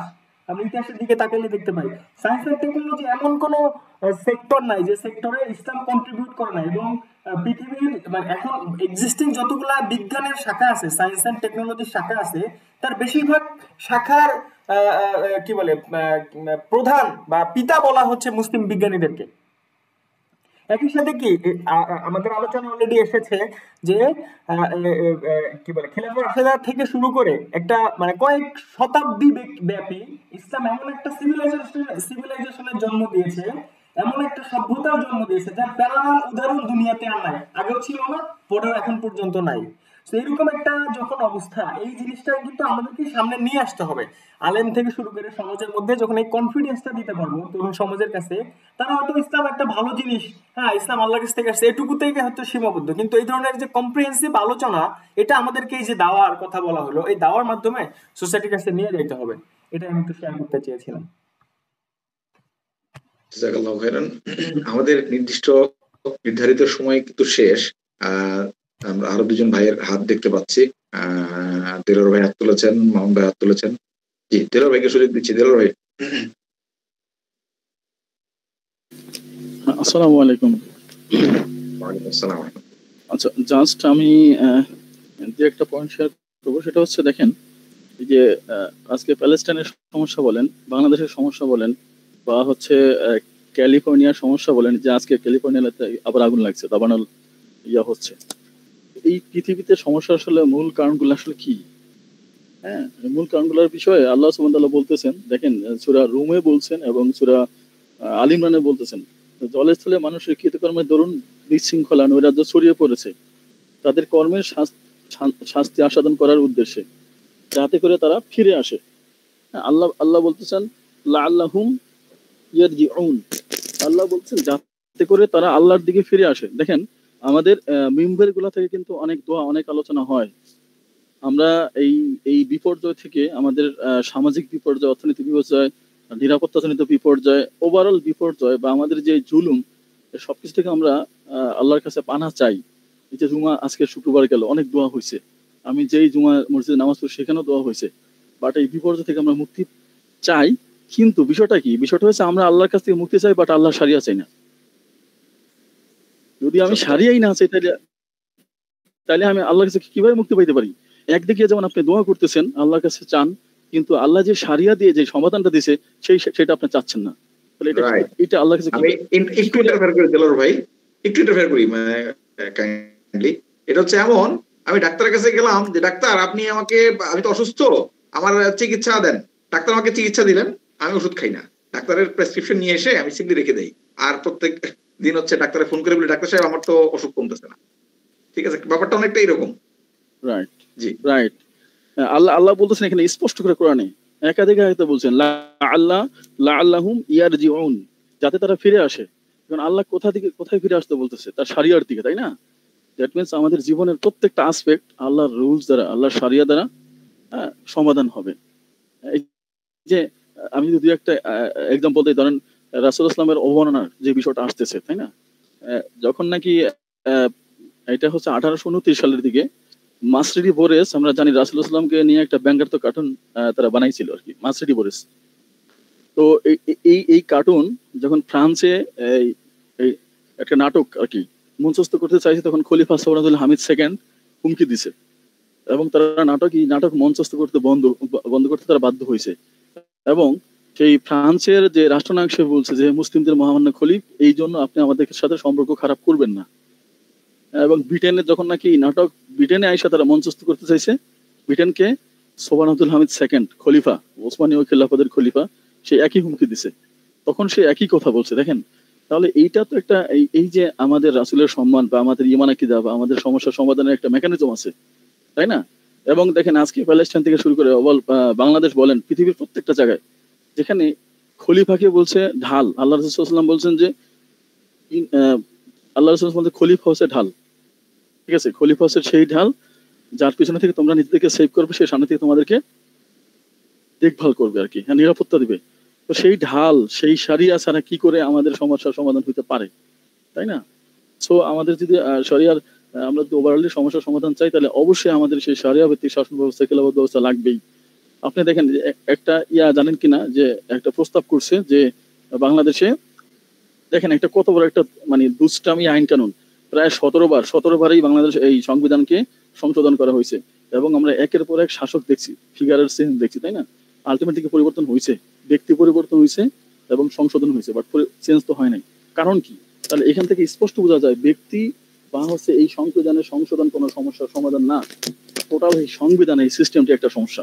এটাকে উপরে ফেলে যেটা হচ্ছে আল্লাহ সুবহানাহু ওয়া তাআলার পক্ষ থেকে আসা নির্ভুল সেই শরিয়া প্রদত্ত শাসন ব্যবস্থা, খিলাফত ব্যবস্থায় সমস্যার সমাধান দিতে পারবে। এই যে আমি দেখলাম যে একটা বললাম যে একটা আইনের বিষয় বলা হয়েছে, সেখানে বলা হয়েছে যে অপ্রত্যাশিতভাবে যদি কারো গর্ভে সন্তান চলে আসে, এই তার সন্তানকে হচ্ছে বলতেছে যে রাষ্ট্রের আন্ডার দিয়ে দেওয়া হবে, ঠিক আছে? এই ব্যাপারে সুপারিশ করা হয়েছে আইনের ব্যাপারে। আপনি বিষয়টা খেয়াল করেন, অপ্রত্যাশিতভাবে এই কথা তারা কি বোঝায়? তারা জেনার মাধ্যমে, অবৈধ মেলামেশার মাধ্যমে যে সন্তান আসবে, এইটাকে রাষ্ট্র মেনে নিল। দেখেন, এটা কিন্তু আইন করে বৈধ করলো প্রথমে, হ্যাঁ, আইন করে বৈধ করে তারা এটাকে সামনে নিয়ে আসতে চাইতেছে, উৎসাহ দিচ্ছে, জেনাকে উৎসাহ দিচ্ছে। হ্যাঁ, দিস ইজ সার্টিফাইড, তাদের আইন অনুযায়ী এটা সার্টিফাইড, তারা ভেরিফাই করতেছে, তাই না? সো এই ধরনের জেনা, ব্যভিচারী, এই ধরনের আইন কানুন যে তারা করতেছে, বিকজ অফ এখানে মানুষকে, এই লিমিটেড মানুষ আইন তৈরি করার তারা সার্টিফিকেট পাইছে, তাই না? সো আল্লাহ সুবহানাহু ওয়া তাআলার আইন থাকলে এটা কখনোই হইতো না। সো আমরা যদি প্রকৃতপক্ষে প্রত্যেকটা বিষয়ের সমাধান চাই, এটা হোক প্যালেস্টাইনের সমস্যা, হোক বাংলাদেশের সমস্যা, প্রত্যেকটা বিষয়ের সমস্যার সমাধান চাই, তাহলে অবশ্যই আমাদেরকে এমন একটা সিস্টেম, এমন একটা জীবন ব্যবস্থা ডিজাইন করতে হবে যেটা একমাত্র আল্লাহ সুবহানাহু ওয়া তাআলার পক্ষ থেকে আসা, সেটা হবে নির্ভুল, যেটা 1400 বছর ছিল, ঠিক আছে? এবং যেখানে বলা হয়েছে উদ্ভূত সংকট মুসলিম তরুণদের দায়। এবং ভাই চমৎকার কথা বলছেন, আমার নিজের কাছে খুব টাচি লাগছে যে ইউথ রাই, এটা মুসলিম তরুণদের দায় এখানে আছে, ঠিক আছে? আমি কখনোই এই দায় রাখতে পারি না। আল্লাহ সুবহানাহু ওয়া তাআলা ডেফিনেটলি এই পরিস্থিতির ব্যাপারে আমাদেরকে কোশ্চেন করবেন। সো আমরা আসলে এই কথাগুলো শুনি। আজও আমি এক জায়গায় গেছিলাম, তো সেখানে অনেক কথা হইলো, সবার ভিতরে ওই একটাই, ঠিক আছে, ওই যে ইস্যু ভিত্তিক কথা বলতে কেউ কখনোই যে সেন্সটা চায় না। সবাই হচ্ছে কি এই যে গণতন্ত্রের এই মোড়ক, সেই মোড়কের মধ্যে ঘুরপাক খাচ্ছে। ইটসেলফ, এই সিস্টেমটাই যে একটা সমস্যা, মানুষ এটা নিয়ে চিন্তা করতেছে না, হ্যাঁ। এবং বৃদ্ধরা তো আমাদের হাত পা ধরে রাখে। সো ইউথদেরকে, আমাদেরকে এই বিষয়ে আগে আসতে হবে। আল্লাহ সুবহানাহু ওয়া তাআলা যাতে করে আমাদের আগে আসার তৌফিক দান করেন। ওমা তৌফিক ইল্লা বিল্লাহ। জাযাকাল্লাহু খাইরান, আমিন আমিন। যে মামুন ভাই, আপনাকে আরেকটু পাইপলাইনে রাখতে চাচ্ছি। আমাদের ডক্টর হাবিব ভাই, উনি হাত তুলেছেন। জি, আমরা ডক্টর হাবিব ভাইয়ের কাছ থেকে আসসালামু আলাইকুম। ওয়া আলাইকুম আসসালাম। ভালো আছেন সবাই? আলহামদুলিল্লাহ। ধন্যবাদ। অনেক প্রায় 1.5 ঘন্টার মতো জ্ঞানগর্ভ একটা আলোচনা হলো। মোটামুটি আসলে আলোচনায় অনেক কিছু উঠে আসছে। আমি মোটাদাগে কয়েকটা বিষয় আর কি সবাই জানেন, তারপরেও আমি একটু জাস্ট আর কি রিক্যাপ। সেটা হলো, যে সংবিধান সংশোধনযোগ্য অর্থাৎ সংশোধন করার সুযোগ আছে, সেই সংবিধান যুগে যুগে এরকম স্বৈরশাসক তৈরি করবে, এটা বাস্তব। সত্য। এই সংবিধান কখনোই সলিউশন আসতে পারে না, কারণ এটা ম্যানমেড, সংশোধনযোগ্য যেহেতু, সে তারাই বলতেছে যে এটা যুগে যুগে অ্যামেন্ডমেন্ট করার সুযোগ থাকবে, এটা অ্যামেন্ডমেন্ট করা যাবে না এরকম কোনো অপশনই তারা রাখবে না বা রাখার সুযোগ নেই। তারাও জানে যে এটা কিছুদিন পরে কোনো কোনো বিষয়ে চেঞ্জ আসতে পারে। তো সেই সংবিধান আবার যেই ক্ষমতায় আসবে তার মতো করেই নেবে, তার পরবর্তীতে যে ক্ষমতায় আসবে তার মতো করেই নেবে, এটাই বাস্তব। তো তাদের নিজেদের দলীয় গোষ্ঠীর স্বার্থটাই এখানে অক্ষুণ্ণ থাকবে, রেস্ট অফ দা পিপল আহ বঞ্চিত থাকবে, বঞ্চিত হবে। ওই ন্যায় বিচার, সামাজিক ন্যায় বিচার বলি আর যাই বলি, এই যে মানে কিছু কিছু টার্ম ইউজ করতেছে, এগুলা দিয়ে আসলে ধোঁকাবাজি। কিছুই হবে না, ধোকাবাজি ছাড়া কিছুই না। এটা একটা বিষয়। 2 নম্বর বিষয় হচ্ছে আলেম সমাজ। হ্যাঁ, আলেম সমাজের আবেগ আছে। ভাই খুব সুন্দর করে বলছেন যে তারা একটা অ্যাকশন হইলে তারা রিয়াকশনটা তারা প্রতিফলিত দেখায়। তাদের কোনো মিশন নাই।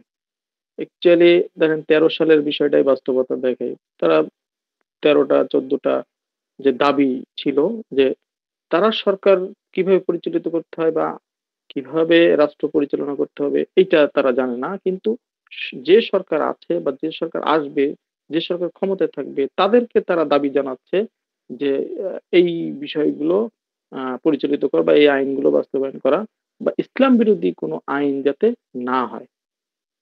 বর্তমান যেসব রাজনৈতিক ইসলামিক রাজনৈতিক দল আছে তাদেরও এইটাই মূল চাওয়া, বা তারাও ক্ষমতায় আসলে এইটাই বলবে যে আমরা ইসলাম বিরোধী কোনো আইন করতেছি না বা করব না, এরকম একটা ইশতেহার দিয়ে হয়তো তারা ভোট চাবে মানুষের কাছে। অ্যাকচুয়ালি এটাও তো সমাধান না। আপনি ইসলাম বিরোধী আইন করলেন না, যে সংবিধান দ্বারাই আপনি নির্বাচিত হয়ে যাচ্ছেন, এটা ইটসেলফ ডেমোক্রেসি, ইটসেলফ একটা ইসলাম বিরোধী একটা সিস্টেম।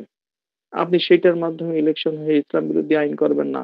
আপনি এখানে অর্থনীতিই আছে সুদ ভিত্তিক, ইসলাম বিরোধী আইন করেন না করেন না কি আছে এখানে? যে অর্থনীতি হচ্ছে সুদ ভিত্তিক, আমার আমলই তো কাজে লাগারই সুযোগ নেই বা আমল কবুল হওয়ারই সুযোগ নেই যেখানে সুদ ভিত্তিক অর্থনীতি। আমার বাণিজ্য নীতি, পররাষ্ট্র নীতি সবকিছুই হচ্ছে নতজানু। ইসলামকে আদর্শিকভাবে কেউ বলিষ্ঠভাবে ধরে রাখা বা আদর্শকে প্রতিষ্ঠা করার পররাষ্ট্র নীতি এখানে নাই। তো আলেম সমাজ বেসিক্যালি প্রস্তুত না, কারণ তাদের রাষ্ট্র কাঠামো সম্পর্কে সেই জ্ঞান বা প্রস্তুতি বা কনস্টিটিউশন তাদের হাতে নাই, বা তাদের একাডেমিক নলেজও নাই। তারা ব্যক্তিগত আমল নিয়ে বেশি চর্চা করে, বেশি মানে তৈরি করে নিজেদেরকে, কিন্তু রাষ্ট্র পরিচালনার সেই ধরনের কোনো কাঠামোগত বা সাংগঠনিক কোনো প্রস্তুতি তাদের নাই। তো অ্যাকচুয়ালি এটা হলো সবচেয়ে আমাদের বড় একটা দুর্বলতা। এই দেশে সাপোর্টার আছে অনেক, আবেগ আছে অনেক, কিন্তু সাংগঠনিক দুর্বলতা আছে। এইটা একটা বিষয়। আর একটা যেটা যে ভাই প্রথম দিকে একটা আলোচনা করলেন জিহাদ সম্পর্কে, যে কেউ কেউ বলতে চাচ্ছে যে জিহাদের মাধ্যমে, অ্যাকচুয়ালি এমন হয়েছে যে এখন তো আহ ধরেন আমাদের এখানে রমজান শুরু তো আরো 1.5 মাস পরে। তা এখন ওনার কাছে যদি মনে হয় যে এখন রোজা আয়াত আসছে এখনই রোজা রাখা শুরু করে দিবে, এখন রোজা রাখার সময় হইলো কিনা, রোজা ফরজ কিনা, এখন সেহরির টাইম কিনা, বা এখন চন্দ্র মাসের চাঁদ উঠলো কিনা, এই যে অনেকগুলা মানে বাধ্যবাধকতা আছে রোজা শুরু হওয়ার বা রোজা ফরজ হওয়ার বা রোজা পালন করার, সেইগুলার কোনো কিছু ধার না ধরেই হঠাৎ করে বলে উঠলো যে আমি এখন রোজা রাখতে হবে সবাইকে।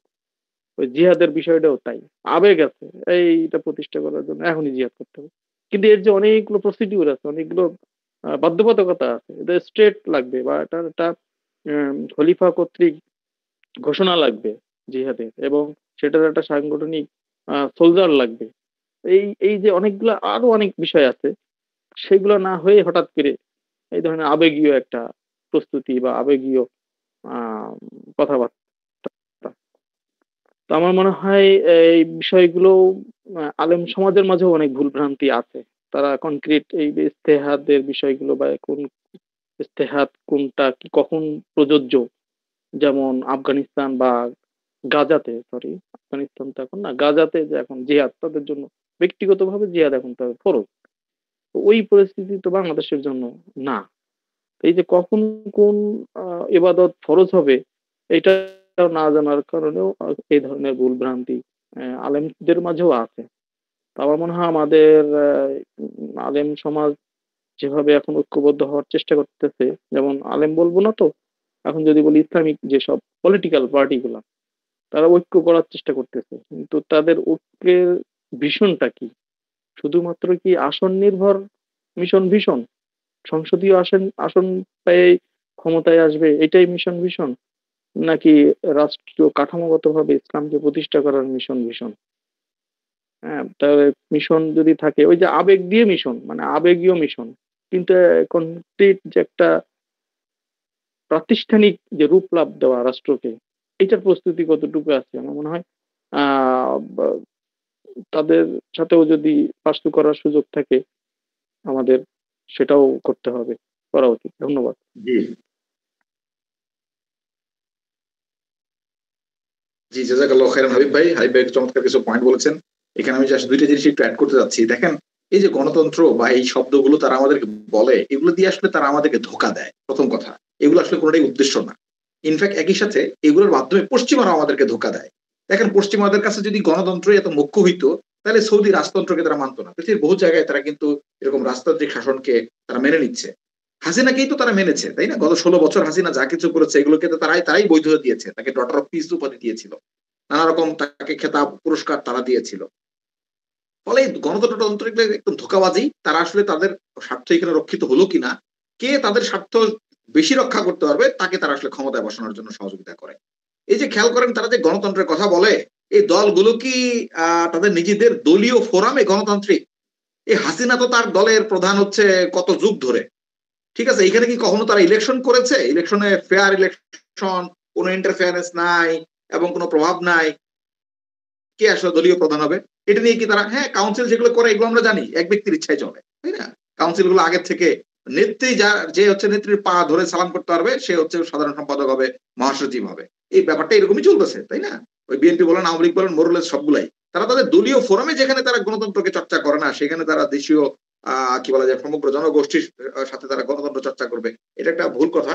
আর এর মাধ্যমে মূলত তারা আসলে ধোঁকা দিতে চায় জনগণকে, আর এর মাধ্যমে তারা পশ্চিমাদের একটা সমর্থন পেতে চায়, ঠিক আছে? আর এর মাধ্যমে মূলত তারা ইসলামের উত্থানকে ঠেকাইতে চায় এই গণতন্ত্রের কথা বলে, ঠিক আছে? এটা একটা ইম্পর্টেন্ট পয়েন্ট আসলে শেয়ার করার ছিল।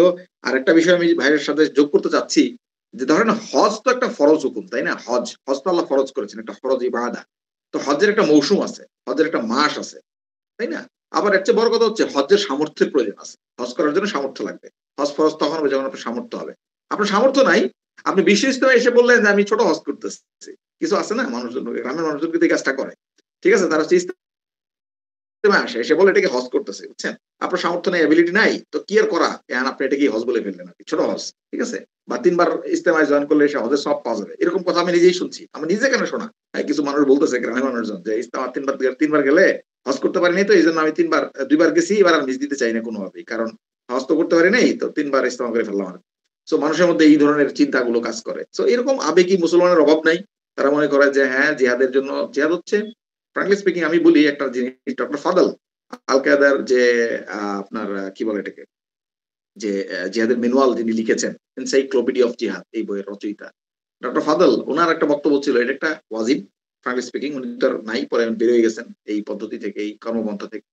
উনি বলতেছিলেন যে এটা একটা ফরজ হুকুম, সত্য, আর এটার জন্য যে হিউজ ইনফ্রাস্ট্রাকচার প্রয়োজন, সেটা আসলে এইরকম অবস্থায় থেকে অর্জন করা সম্ভব না। ফলে এটা যেটা হয়, দিন শেষে এটার উদ্দেশ্য সফল হয় না, এই জন্য আমি বেরিয়ে আসছি।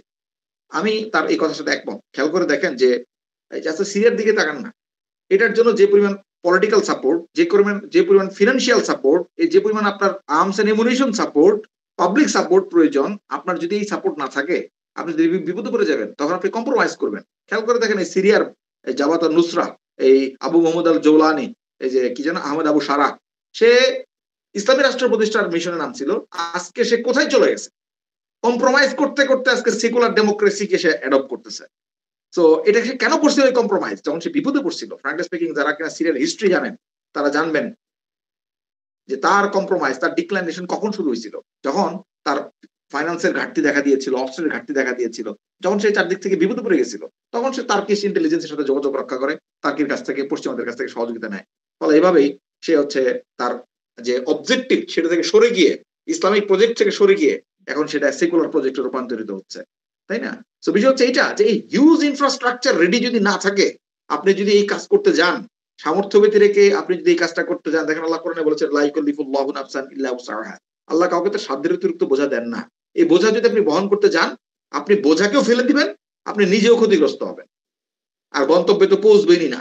তো এই বিষয়টা বোঝা খুব জরুরি। আমাদের আবেগী অনেক ভাইরা এই জিনিসটা বুঝতে চান না, ফলে তারা আসলে এবিলিটি, সামর্থ্য অর্জন না করি তারা আছে তারা হচ্ছে গিয়ে কিছু আয়াতকে কি বলা যায় আবেগের দৃষ্টিতে দেখে অনুধাবন করে তারা আসলে কি বলা যায় একটা অ্যাকশনে নেমে যান। আর ফলে এর মাধ্যমে যেটা হয়, তারা তো উদ্দেশ্যে সফল হনই না, বরং তাদের এই কর্মকাণ্ডকে পুঁজি করে দিনের দাওয়াতকে শত্রুরা, ইসলামের শত্রুরা হচ্ছে থামায় দেওয়ার উপলক্ষ খুঁজে পায়। আল্লাহ তাআলা আমাদের এই ধরনের হঠকারী আচরণ থেকে হেফাজত করেন, আমিন।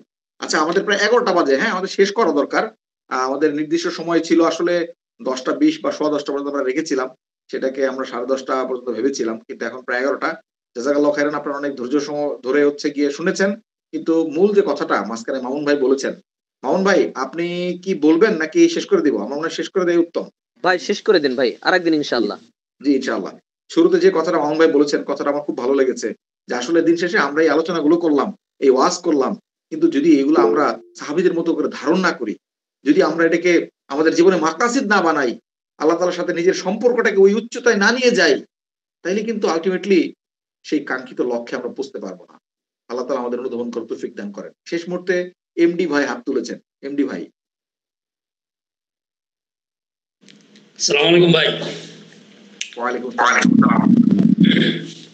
আমি বেশি কিছু বলবো না, আমি শুধু একটা কথা বলবো। আমি বলছি যে এই যে ধরনের আলোচনা আজকে শুনলাম, আসলে অনেক ভালো লাগছে, অনেক কিছু জানার এবং বোঝার দরকার আছে। এই মুহূর্তে আমি মনে করি যে কিছু কিছু মানে একটু ঘন ঘন এই ধরনের আলোচনা যদি হয়, আমি মনে করি যে ভালো হয়। আপনারা কি মনে করেন? মাশাআল্লাহ মাশাআল্লাহ। আমি মনে করি যে